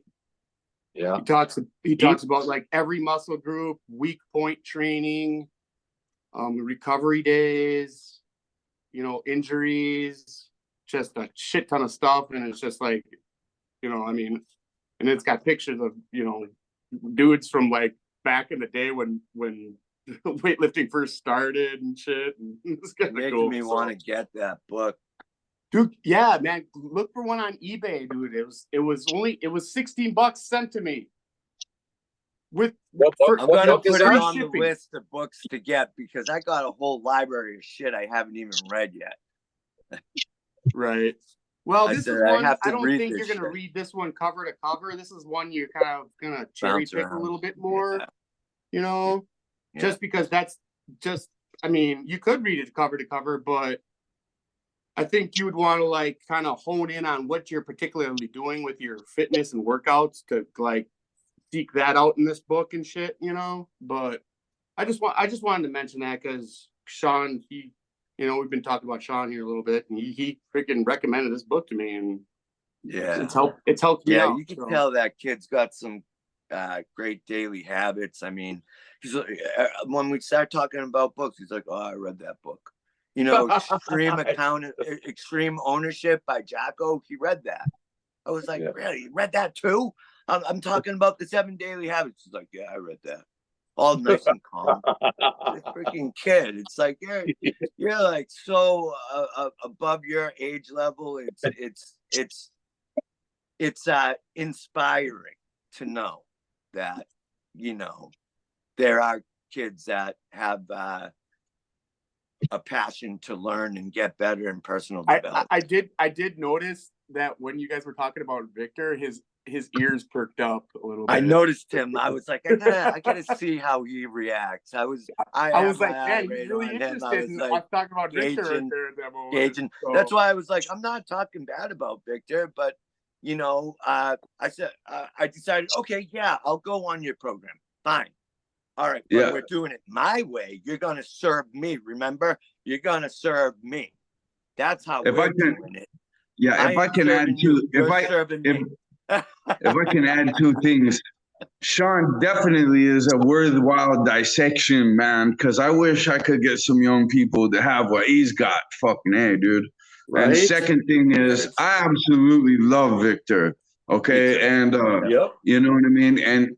I've been hanging with that dude here and there through a few things, and you know, you have to absolutely love anyone, regardless of their flaws, who's this dedicated to self-development and helping other people. You know, and I think that to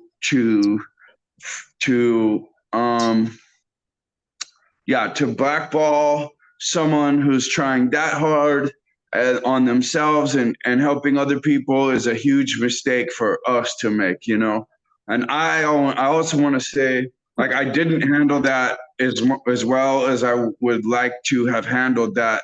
And you know, I did leave a video message for him also saying the same thing. And but I just want to be, I want our group to be the fucking Spartan, coolest, toughest, most classy, most fucking high level class possible, you know. And I like what Kevin said earlier today. It's like all these different fucking things, jobs, all these different challenges are opportunities to build strength. In fact, for this ninja crew, they're responsibilities to build strength, you know. And if we can help one another take that on like that, then I think we're really valiant and better for that. Yeah, growth, exactly, growth. And anyway, so I just wanted to jump those 2 things in there. But yeah, if I could figure out exactly what the fucking straw material is behind Sean, that would be heavy. If we could figure out what exactly makes this young person read all these fucking books and do all this shit while all these other young people are just jerking their fucking time away. You know what I mean? He's got a desire. to learn and get better. That's what makes that desire? I wish he was here. I like that he really likes the pain cave, the endurance of you learn a lot about yourself when you put yourself through immense pain like that. I feel it because I've noticed he's a big fan of McGregor. He's a big fan of all these guys, and so I just noticed and then as an opposite, like watching my young person, you know what I mean? It's just like who your heroes are, you will really become. Like you've got to be very careful about what heroes you fucking choose and see in this world. You know what I mean? And then maybe lock into those really good heroes as like hardcore. But I notice, and then the name of his thing is building heroes. So I think his heroes have a real big thing to do, which fucking freaks me out too. Cause like when I look at certain people and certain people have heroes, like a lot of these reggaeton has some fucked up personalities in it right now. There's some freaky fucked up lyrics that like I have to appreciate everyone from Medellin because at least Karol G and like all those people have some substance in their music. But there's like, fuck, man, for the Spanish speaking world right now, it's like maybe English rap is still there, but I feel like with 50 Cent, he started changing the message and making a better thing or something. I don't really know rap that well, but it feels like this is what's happening in the Spanish speaking world is like that Ghetto Boys era of like I'll chop your fucking ass up and eat your brains for breakfast. You know what I mean? And just like I'm just seeing the fucking roll off. All right, torch passed. I just want to bring up Sean again and being a person that struggled with sex addiction. He went through that and experienced the shame and that feeling of guilt and feeling like a worthless piece of shit and beat it. And I think him going through that at such a young age and conquering it has built him into a better man. And I just want to put that out there because that's one of the worst addictions for a man to go through is feeling that worthless. And to get through it and say, I'm better than that. And I am not that person. And I got caught up in a web of torture that, made me feel like a weak, spineless bag of shit. And you don't have to live that life. And I think Sean hasn't really had his chance to elaborate on that. But I know that inside his soul, he beat a massive addiction as well.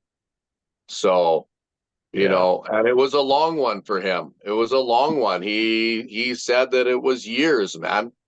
So and he was underage too, Yeah. He's so only you guys 19. remember how he must have felt as a young person going through that, and then you start off with it, and then a year later you're thinking about yourself, right?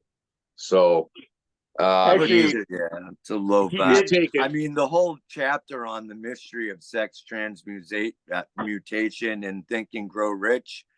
I mean, this is some real stuff. Enough that he made it one of the principles towards riches. I'm doing that now. Rich. What? I'm doing that now too. I'm doing that right now too. I thought 2 weeks was freaking an immense accomplishment until I heard about someone with 2 years. Yeah. With what? What do you mean? Ain't shit. No, jerking Oh off. yeah, no, I do sex. not. Well, no. that I mean that's every once in a blue moon, but I do not watch porn. I do not. If you read, I do not look. I don't look at even. I do not look at porn. Period. I just don't. It's a slippery slope. I feel like if you read that sexual transmutation chapter in Think and Grow Rich, I think that's, dude, that, because I actually remember that happening to me when I was locked up as a young kid. I can look back and recognize the fact that I wasn't blazing through chicks like all my friends for that period gave me a different edge, which is crazy to say, and it's even crazier for other people that are not. You definitely can't say that to anyone who's not in self-development that can just take a certain amount of shit on faith that comes from some of these deals, because it's really hard to make sense of that. But I'm absolutely sure that especially, and you know, like that is a thing you can do to help people in the future going through this, is just refer that sexual transmutation chapter of Think and Grow Rich to them, because once you read that, then it's like, I don't even want to fucking grow. How long did you did it for an extended period? And what did you gain? What was it? What was it that the energy from that you released from sex, you just harness it and you got to use it through different outlets? It was that, and it's also just that simple. It's not just what I do, but what I don't do. But if you read that, but you know, in my conscious awareness, however, if you read that chapter, it's way beyond your conscious awareness. It is honestly that fucking Rudolf Steiner shit, dude, where you are getting respect from above, where you're catching the attention and getting the respect from above. You know what I mean? And it's just and I think when the whole world is on Pornhub, or let's just say the whole world is sex obsessed and carnal, and you know, especially like little kids, you know what I mean, bro? Admittedly, that's why I've read that chapter 4 or 5 times now. Like I don't like the low vibe after fucking chucking something in a sock over cheap ass entertainment. Man, it disgusts me. And well, and this, hang on. That is what shame. Shame is the fucking worst. And it makes you feel weak, and it is weakness. It is. That is straight weakness from instant gratification. Absolutely, 100%. Yes. And you deplete yourself into such a piece of fucking shit that you do not, your growth, you have to dig so goddamn deep. Sorry, Kevin. I just goddamn. Anyways, you got to dig so deep to regain strength that it is unbelievable how deep you have to go to regain. And then once you do it, if you end up being pure again and you can challenge that, that is when you just, that's exactly what Brandon's talking about right now, is the spirit looking down on you and giving you strength and courage.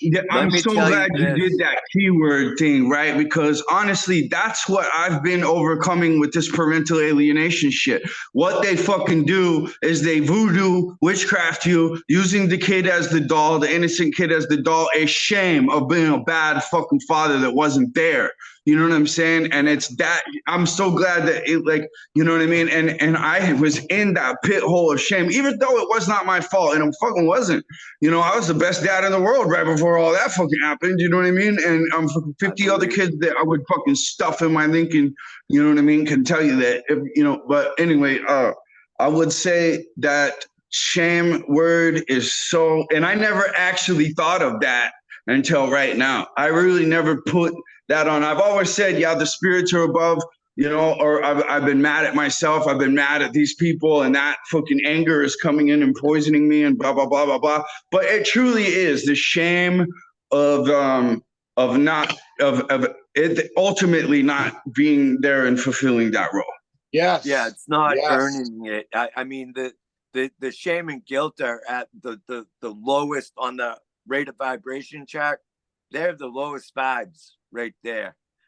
And my buddy put it this way. He said it takes 40 mils to make a drop of blood. It takes 40 drops of blood to make 1 drop of sperm. he's like, do you really just want to take that energy and chuck it in a sock? And I was Yeah. like, damn, thank you for saying that, Dan. That was Dan, my buddy that you're gonna talk Oh, to. yeah. Graham. That Yeah, was yeah. Dan. Well, I'm noticing now, I don't even really, unless it's with somebody that I love, I just Right. stay away from I just stay away from it because my energy just goes like this. Yeah. Yeah. Yeah, for sure. You know, And when yeah, go ahead. when I did my marathon, I was just so disciplined over it. I did 8 miles a day for 10 days in a row, crushed it before the sun was up. No porn. I made a lot of it intentional. And when I was running the fucking marathon, man, I was hearing angels. I was hearing angels like talking to me. I really felt tapped in. I was so proud in that moment because I knew I was doing Well, it. let's listen to this. Listen to this one. Listen to this one. When I got clean, I've always imagined having a very beautiful woman in my life, just an absolute beautiful woman. And I'm like, God, I want somebody as a friend, just as a friend, a best friend. And not being involved in instant gratification, not being involved in dirty activities, not being involved with vices, not being involved with the devil, not being involved in any of that shit has brought me a human being into my life that is so fucking special to me and so beautiful that it's like, and she's a very complicated woman, but she's amazing, right? And it's like, what? Like, really? Like, you really gave that to me? Like, I'm like blown away. I'm like, holy shit. And no matter whatever things she's got going on, just to have that in your life from all the good work that we do brings these like gifts of like just attraction. Abundance. Oh, the abundance. You draw shit in, dude. Gifts, no matter one of my favorite quotes is men don't chase, men attract. Yeah. You attracted this into your life. Chase excellence. Man, and then you attract it, you don't hunt for it. Nope. And as soon as you start hunting for instant gratification, I was the worst. I was so brutal. Like, and it's drugs too. Like, drugs change you into like a weird person. Like, it's so weird. It does, dude. What do they do to you? It's so fucking weird. Like, oh, fuck, is it evil? It's so evil. I think you could literally build a fucking platform on like straight up like sex addiction. That's why people are so shameful and don't want to talk about it. Yeah, they need to be inspired out of it. Even or reading talk the like just chapter like this on sex transmutation and Think and Grow Rich. Oh shit, what happened? But just talking like this. Oh, there you are. I was in the health food store and a guy we started talking about, and I'm like, yeah, I dealt with sex addiction. And he's like, he got all quiet and he's like, oh, like, he's like, he's like, I struggle with that. I think I watch too much porn. And I'm like, yeah.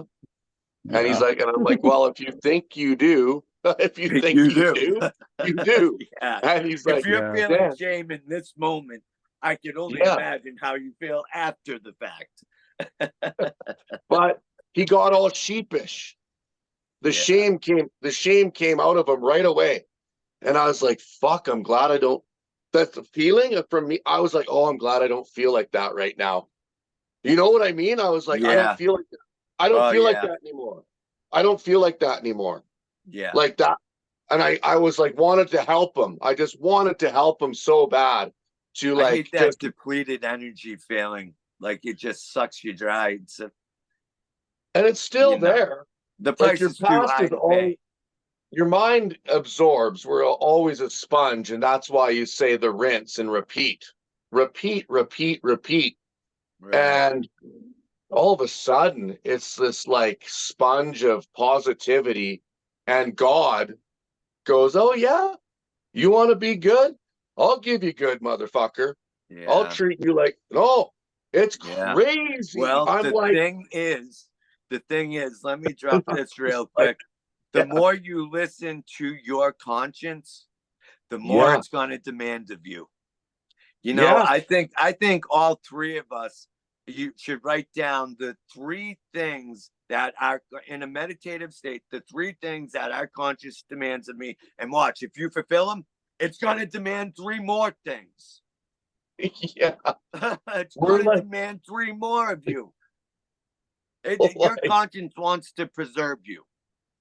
If you think about if we can build this as a group, a solid group, and build all in as a place where regular human beings that want to make a small change, and then they come in and they go, yeah, I want to change this, and then they go, fuck, I want to change that. Oh, I want to, oh motherfucker, oh fuck, I want to change that too. Want to change all sorts of shit.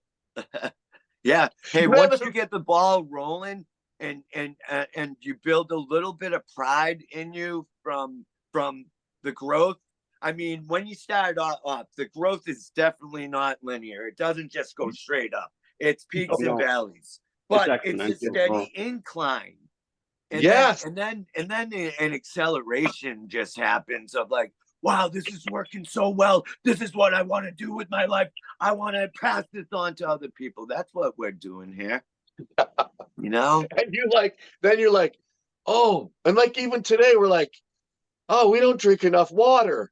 We're like, fuck you. Look at that. Well, maybe, right. But that's what I'm saying, right? Like, but like today we had I brought up water. I said hydration, and it just went kapoof. Like, you know, and then so people come in and they're like, I honestly literally talked to a guy the other day. He's like, I don't drink water. I'm like, what the hell? Really? Yeah, right? all he drinks is like coffee and cigarettes, man. How'd you make it this far?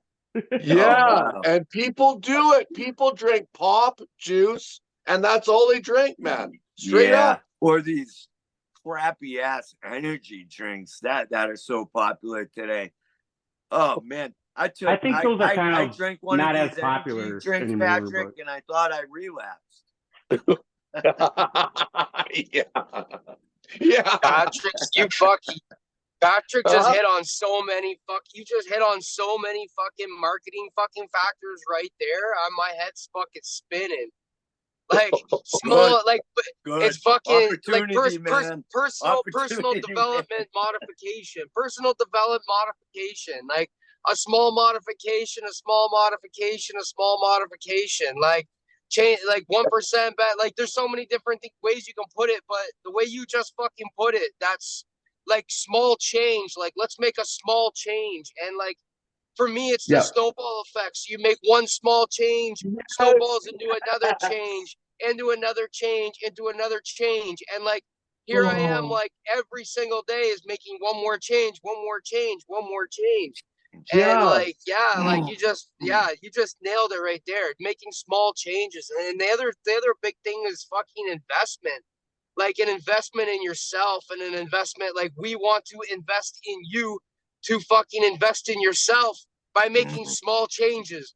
Like it's just firing off. Like let's fucking go. Yo, you should, if you can't find a purpose, you have to make yourself your purpose. And that will be attached to your real purpose. Make you your purpose to find your purpose. The hardest fucking part of all of this is trying to figure out and find out where you start. Where do you start? Like where did we all start? What was the final fucking kick in the ass to actually do something? And if you can make it small enough, you know, that small little piece, that small modification that we make, like fucking doing water intake, like change your water fucking intake. We'll start there. Don't fucking talk to me until you fucking put enough water in your mouth. Yes. Fucking 30 exactly. ounces of water upon waking. You Man, just Let's fucking, go. Get up you in the just morning. We'll fucking talk. nailed it, bro. Modification You to just fucking modification. nailed it, bro. Go. Fuck yeah, man. Or like a person, a young, comes in and says, oh, I'm shy. I feel shy. Well, let's fucking work on being shy, motherfucker. You're not going to be shy. Oh, you know what? Start with water. Start with water. Then we'll talk, bitch. The eighth habit in Stephen Covey's book, The Eighth Habit, it's from effectiveness to greatness. It's to find your voice and inspire others to find theirs. And that's what we got to focus on. We got to inspire people to find their voice. Everyone has a voice. Yeah, that's what I put in my video. I said, every person wants to make us one little change. One little fucking change. Done. What's your change? It doesn't matter how minute it is. Right. Change is change. It's a constant. The quicker you could adapt to change, the better chance for success. Oh, buddy, this is fucking gold right now. Adapting this is the whole change. Change is coming, man. It's always happening. It's happening nanosecond by nanosecond. Yes. At the molecular level. The only thing that's constant. It's the only thing. Aaron, what was that find your voice thing again? The eighth habit is from effectiveness to greatness, right? It's to find your voice and inspire others to find theirs. Yes. That's what we're doing through personal development. We've all found our voice. And now we got to inspire others to find their voice. And we will make profound change in the world. From regular motherfuckers. Regular fucking to great. Fuck. Let's do it. Yes. Average to effective to great. Fuck yeah, man. Fuck yeah. Efficiency is with things. Effectiveness is with people. Yes.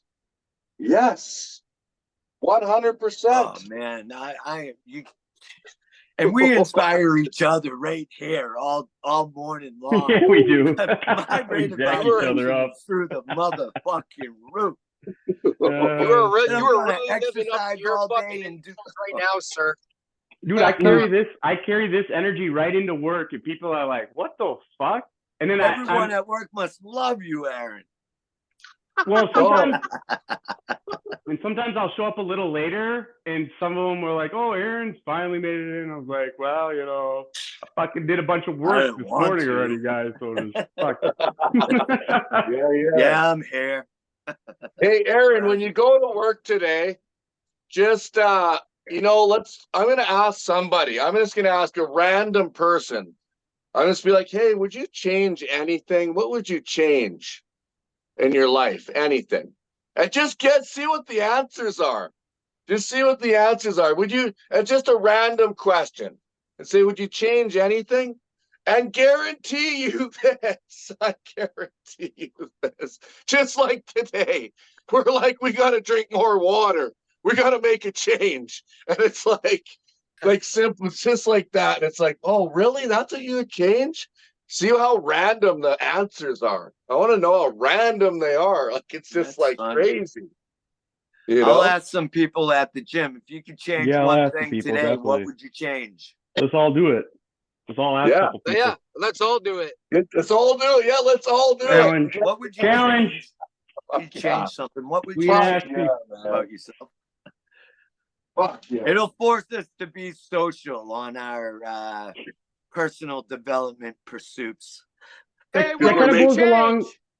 I like to ask people, if you could tell your younger self one thing, what would it be? Change. I would have never listened to that person. Stay away anyways. from the alcohol and the drugs. That's what I'd say. Fuck it in, Maybe dude. Sid Vicious and Johnny Rotten aren't the great role models you thought they were. Oh man, killer. What does Angel have to say about this?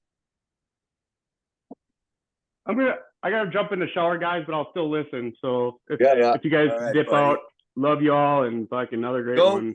Go tell your workplace people that you love them all, but what would they change? I might just send out a mass email to everybody in the company and be like, all right, reply back to this email, guys. Yeah. Oh yeah. Mass produce change. Okay. Man, speaking of perfect marketing tools, dude, that's the hinge pinner right there. That's the proselytization phrase right there. It's like, hey, man, you're doing an excellent job, but if you could change something, what would that be? Boom. Yeah. Boom. Well, let's focus on that then. Yeah, let's narrow. Yeah, let's get down. Let's get down. Yeah, no, and yeah, this is just this meeting is. I don't know if you could get a better example of how the fucking pinball ball goes around the board and just shoots off fucking high number. You know what I'm saying? Dingers? Phrases and shit. Straight dingers, bro. Straight dingers. I know. And then we get down. Then we get down to business. Right. No, and I wrote down. I wrote down a few different things like mod shop for your soul, combat training for the art of life, one small change for today's self-investment, one small change for the better for today's self-investment. So yeah, no, absolutely, man. This has been beautiful, super constructing, and I don't. No, I was just gonna say those are all just fucking pure fire. I miss the Brendanisms. It's like he's on the battlefield of positivity. Yeah. I mean, you know, and here's the thing, like, because we all had like this kind of, you know, I don't know, like unsettled feeling in the back of our minds, maybe, or I did, you know, just like, well, the group's getting really, really small. Some of the mic groups are really, really big. But really, in fact, I don't know that I've participated in any more like purely, to use the new term, surgically effective, you know, masterminds that are just free of contaminant, free of weird shit. You know what I mean? Yeah. Just like really pure, all in cooperations and conscious. Yeah, and just like un-ego driven, pure, high-minded pursuit of what's going to help people. And I think if we can maintain this, at least at that, like the upper echelon of the organization, fuck man, this wire in my jaw takes a minute to warm up, dude. But yeah, yeah, it's Hey, I gotta chime in here. Remember this, guys, straight up. Imaginary evils are always just thoughts that are untrue. We will tell ourselves things in our mind. And I'm learning how to walk away from this now. I'm learning how to just be like, no, what are you thinking? Don, what are you thinking? You don't have any facts. There's no facts. Yeah, check the What do you think? No, straight up. What are you thinking? There's no facts to that. What the fuck are you thinking, bro? It's an imaginary evil that you have to throw away. So like yesterday, you think something for a split second and you're completely fucking wrong. Yeah. It's not happening, right? Get the facts. I want for myself now, I want hard facts for my thoughts. Right? And, you know, it's fair based to, you know, like what says there's no cure for imaginary evils. It's fair based, low vibe and stuff. And really, it's a result of some form of ignorance. Yeah, running or deliberate. The awareness of it is the surefire way to change it. Yeah, it's true. It's true. The awareness of its imaginary state, the awareness of its invented state, because this this is actually, and I told myself I wasn't going to talk about this too much more anymore, but this is actually what my young person lives, an imaginary evil. And Mike used to say imaginary evils are incurable, right? But imaginary, I like what Patrick's saying much more. This is the next level of that. And it's like imaginary evil. It was an actual invention with bad intention that created an imaginary fucking evil that this poor kid lives, that poor lady who fucking self-destructed herself lives, right? And the only cure for this shit is for them to fucking recognize that it is an imaginary lie, which has consumed the last year of my life trying to be like, this is a lie. This is a lie. You have to move past this fucking lie, right? But I think in that I said a lot of true things. Like, I'm fucking pissed about this. Is a lot of what really came through, unfortunately, rather than that. But yes, most 1000%. You have to understand the imaginary factor, the invented factor when these come up. And I would be pressed to fucking live the rest of my life looking at each individual fucking thing. Like, is this even real? Is this even real? You know, and once you start doing that, damn, how much unreal shit do we all live every fucking day as a society, as individuals. We will literally imagine a situation that will never happen. It'll never fucking happen. And for some reason, we'll even put it together. We're like, well, no. And then I'm putting up a fucking wall right away. I'm like, that is unhealthy. That is unhealthy thinking. You know what it is? It's victim and problem-based shit. It's not solution-based. It's like, I'm gonna dwell on a problem. Willingly dwell on an imaginary problem that has a mental construction, not a physical one. which can become an addiction. I think, it's crazy. I think what I'm witnessing is people who are fucking addicted now after lots of habitual fucking doing this. I think they're addicted to living in fear, which will become addicted to living in comfort, which are like so it's that's how it works. You're right. They're the so comfort bored. Zone is a People are result so of fear. bored. People are so bored, and when you are so not in action and in motion, you get bored, and then your mind takes over.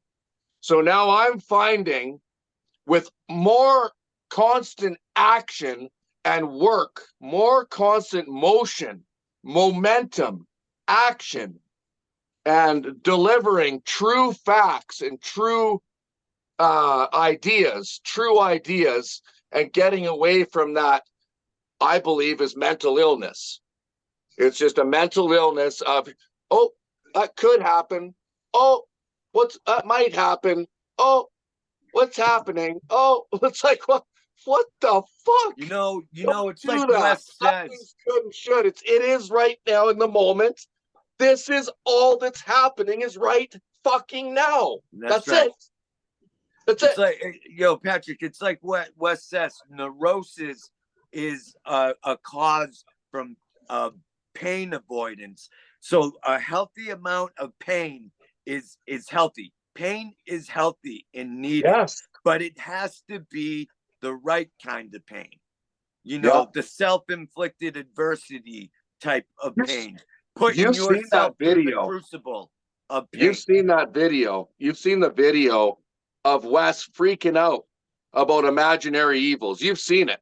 I've seen all of them, bro. But the imaginary evils, he's an enigma. He's literally freaking out. He's like literally saying, "It's not happening. It's not happening. It's not." He's like screaming. He's like, "That isn't happening to you." Like, it's just like... because he sat in a cell and let those imaginary evils eat him alive. And it wasn't really happening. Only mentally, though. Yeah. And he's just freaking out. He's like, what are you doing thinking that? And I'm like, yeah, bro, it's fucking insane. So I'm walking as a group, we can walk away from imaginary evils as well, right? Yeah. Yeah. We gotta create its opposite, which is faith. Faith in humanity, faith in yourself, and both fear and faith demand that you believe in something invisible. And fact. But faith is the one where you're gonna grow from.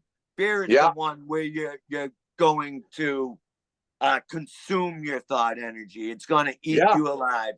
Fear's the worst. Fear's the worst. Yeah. But truth, just go like I'm really working on truth and fact. Truth and fact. But yeah. Truth, fact, and opinions. Yeah, opinions information, truth, and fact. Fuck, like that's it. That's all. I mean, that's all you can really get.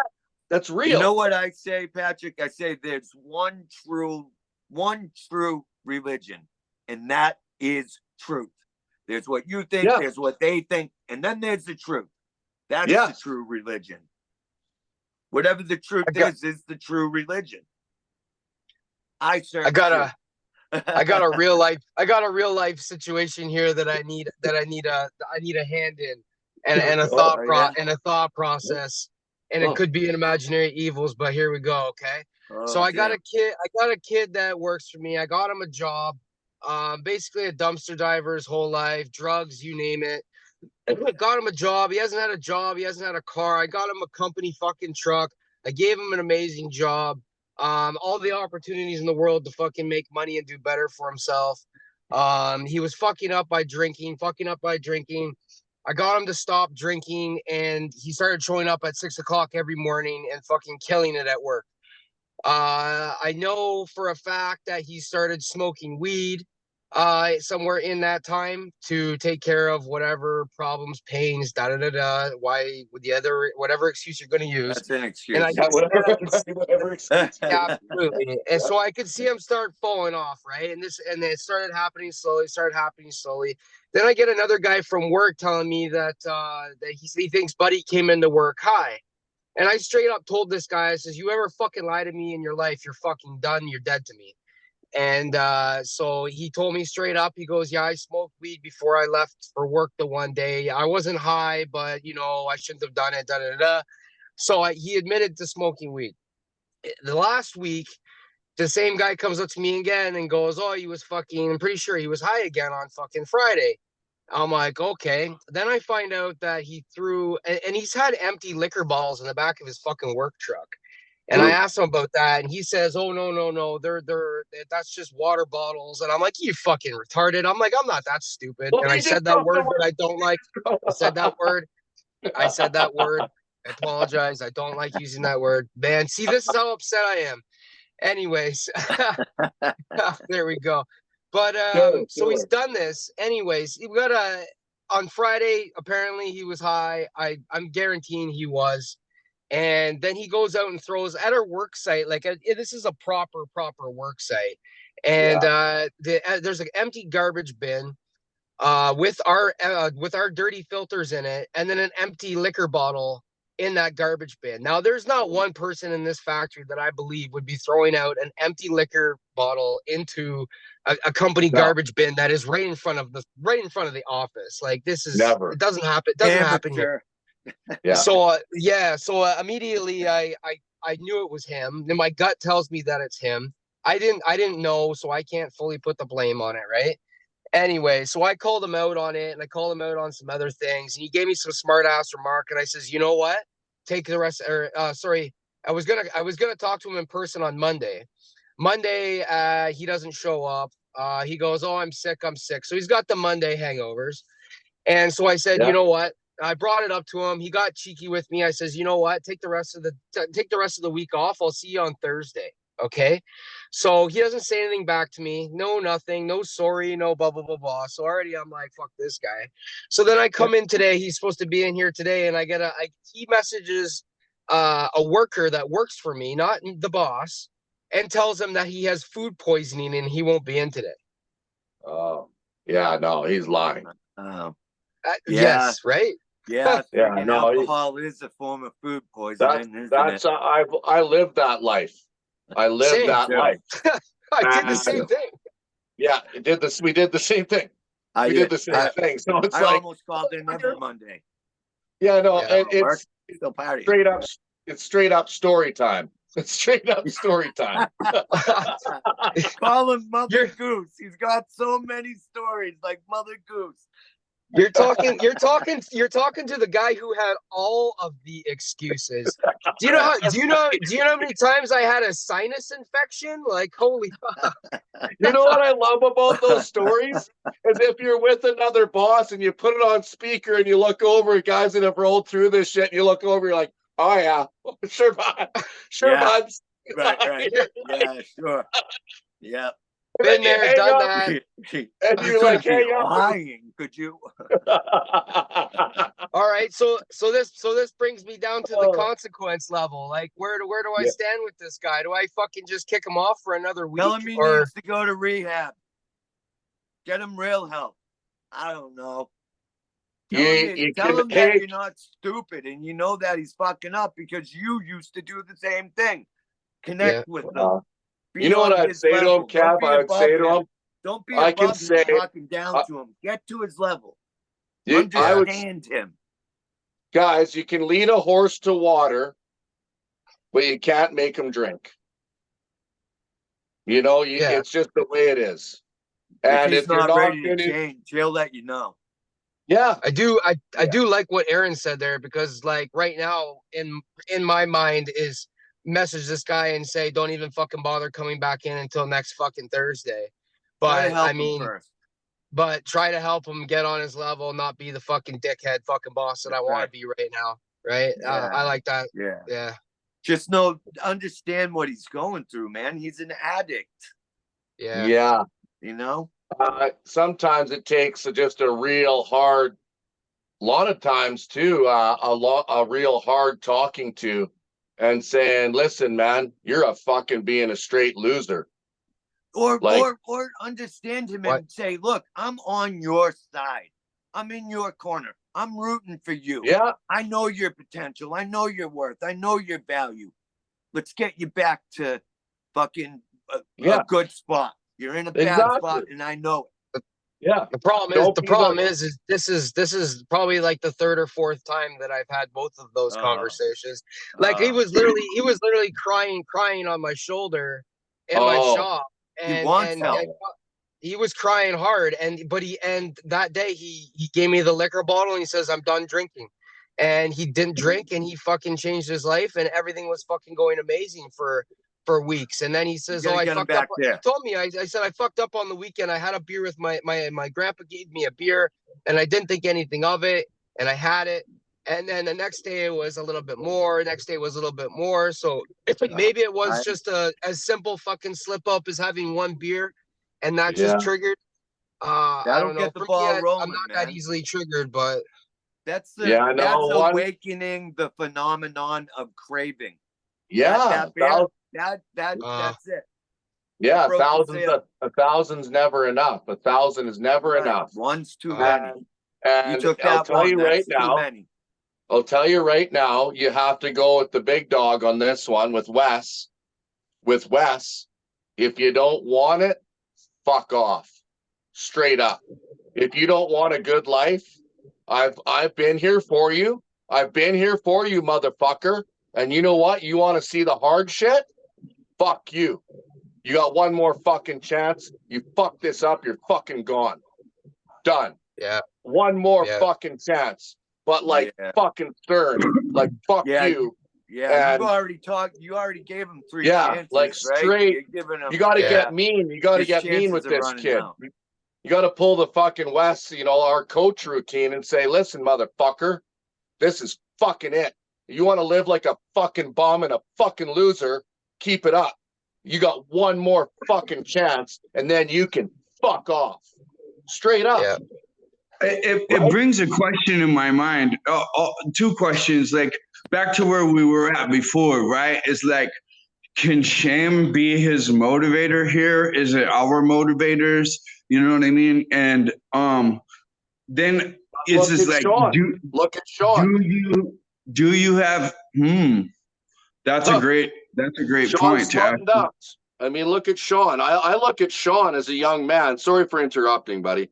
No. I'm fired up over this kid that's fucking up because I've been there. I lived that fucking horrid, lying, disheveled weakness bitch of a life, lying to people and going to job because I was talented enough to get a job and, you know, gift of the gab. Oh, yeah, I'm a hard worker and I can do this. And then, you know, 5 months later, I just quit and, you know, fucking, that's this routine. That's what this kid's going through.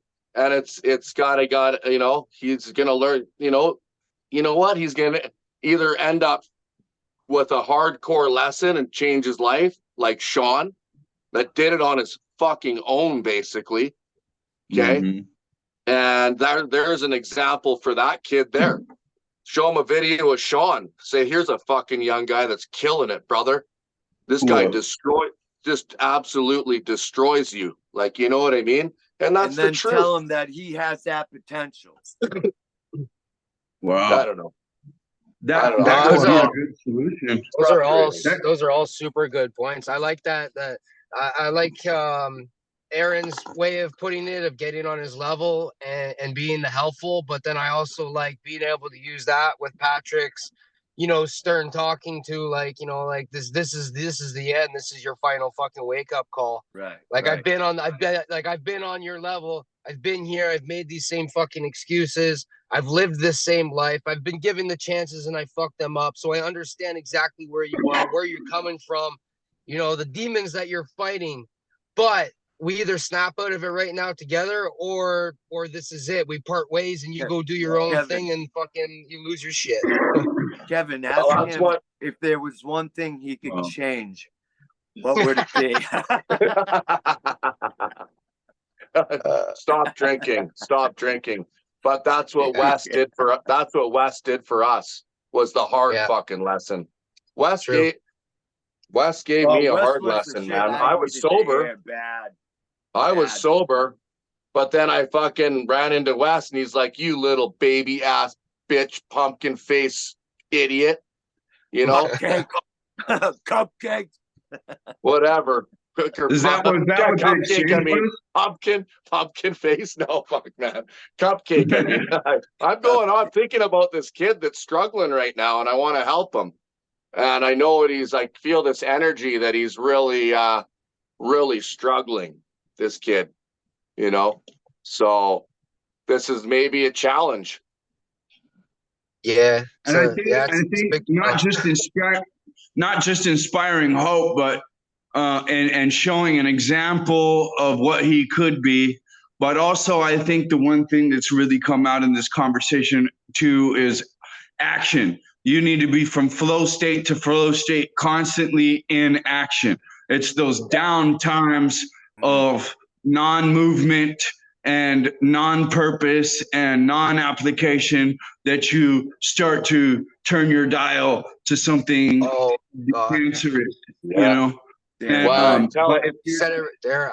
You said it right there. I know exactly what the fuck it was, because he finally got money together, and he went out and bought a PS fucking 5, and all he does is spend all of his time fucking playing fucking video games all night long. That's exactly what it is. He's got no fucking, you know, if he's stuffed in a little closet because he doesn't have a fucking house. Yeah. He's stuffed in a closet playing a video game fucking all night long. To alcohol, video games, porn, alcohol, video. Yeah. Yeah, dude. Video games. This is video games is another one. Man, we should make an all-out attack against video games and fucking. I hate video games. I don't play video games. I wanted to make one from the inside out, man. I was dealing with some kids that are video game makers. I'm glad they actually got jobs, because I don't know if pushing a video game is ridiculous. American mission to take on. Sit on your ass and play with yourself. But it's true.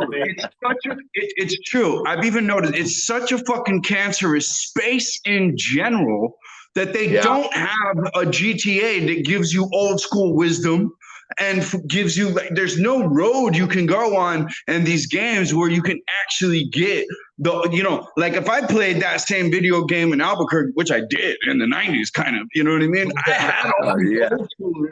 I had all these old schoolers telling me, hey, no, this is how there was a culture of strength and actual strength and actual wisdom, you know, that you're just constantly getting hit with, constantly getting with. I'm just, you know, I'm really glad we had this conversation too, because I think so many, but I don't play video games, so I don't know, but I do know that my kid was a video game. It's just like, that was her thing, you know? And yeah, there is a dark shadow over the book and video game world, man. Yeah, it's a dark cloud. But can I just chime in here? This is our work, Kev. So really, when you're dealing with this kid, you're at work. You know what I mean? Like, we're at work right now with this kid. Yeah.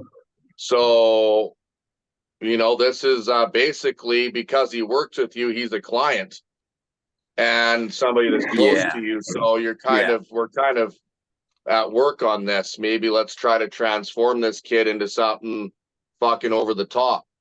To become something else, something he can't exist.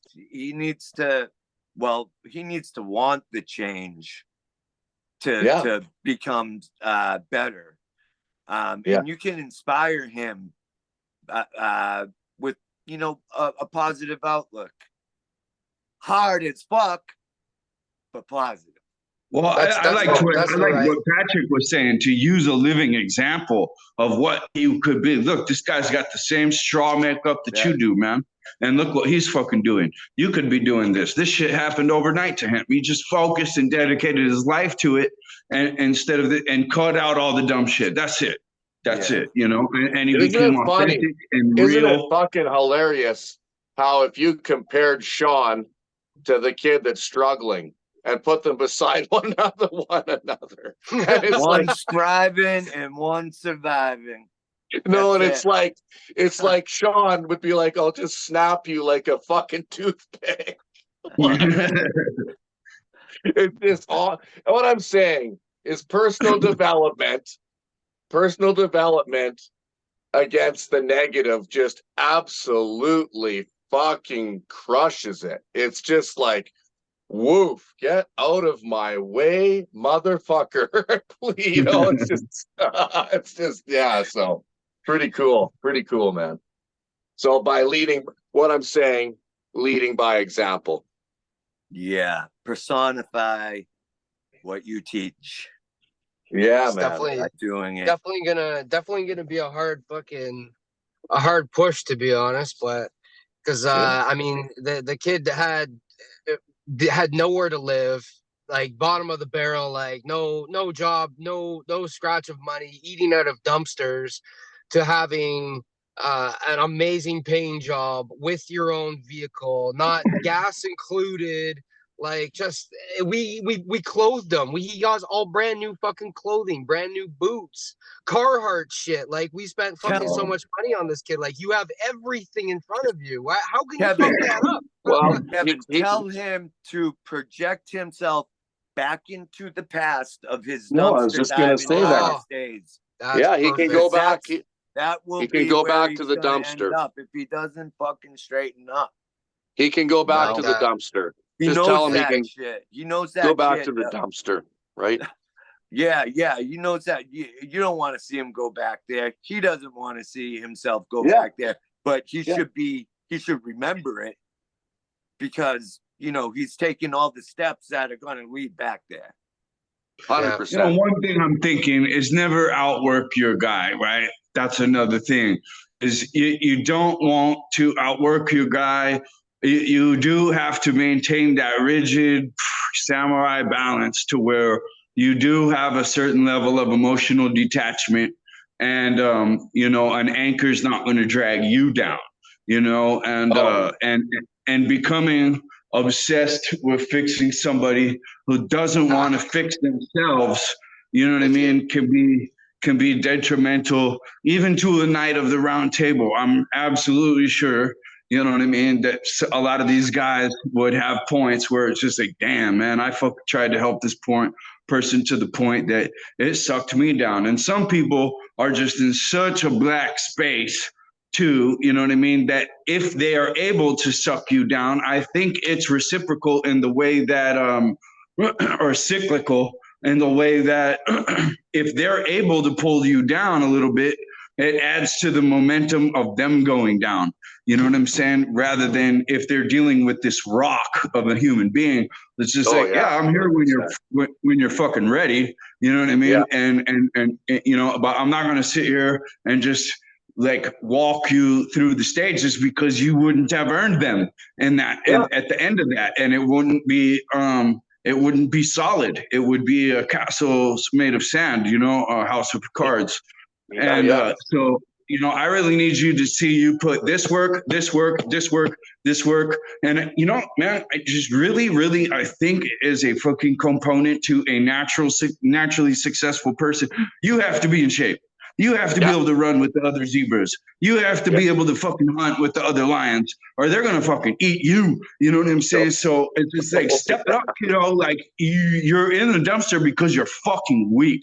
Start with the burpees. I need you to be in this shop doing the fucking burpees, the push-ups, all that kind of shit. I will fucking pay you. And this is the only, or whatever shit for that hour, but this is the only fucking opportunity you've got, dude. No one is going to throw this kind of shit at a fucking dumpster diver. They're not. Yeah. You know what I mean? They're fucking not, dude. You are living in a fucking fantasy right now, and you need to start putting in the work. And that means every freaking step, And I think if we really want to help people really get out of these places, you're going to have to do the physical component more than anything else, honestly, in the beginning. You know what I mean? And shed, push all those toxins out of your fucking system that are blinding you too. You know what I mean? Because I think we underestimate the power of fucking alcohol and video game content and some of these actually just like toxic integral fucking pieces of certain people's lives. Like,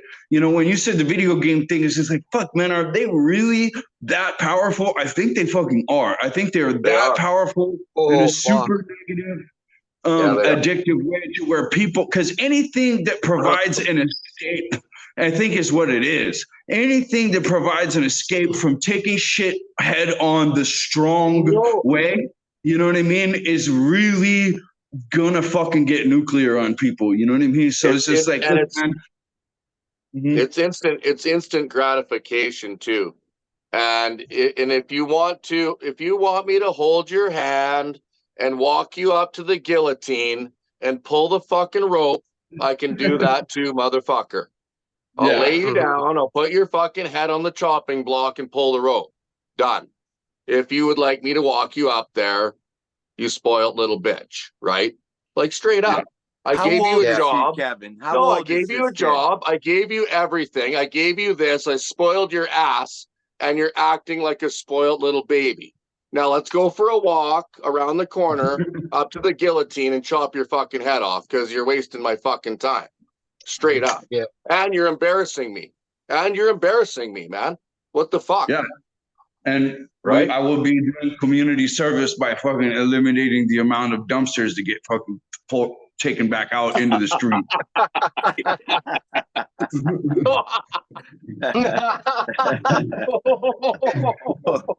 Maybe not on the guillotine. Maybe I'll just chuck you in the nearest fucking dumpster. Maybe there's still some meat on the bone.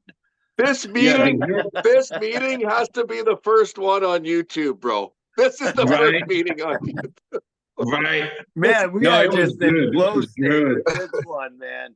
We're just, we're just that. This is a good one. Yeah, for sure. Man, we fucking absolutely over the fucking time, too. Today and yesterday. I absolutely fucking hate to leave now, but I fucking really got to get to it here. I got some fucking guillotines to sharpen, man. The Go smack guillotine, that man. kid around. Go smack some sense into him. Do it with Get him a love gym and like pass. genuine understanding and caring. Oh, he's gonna know when I fucking drive over to his shack and take the fucking work truck back, and when he wonders where the fuck it is. Oh, Yes. oh. Fuck. Yes, bro. The work get truck him, is for work, motherfucker, and you ain't doing it. Catch the bus. Here's the ticket, bro. You want it? You want it fucking back? You want it back? Pay the fee. Prove it. It's fucking 300 fucking burpees, bitch.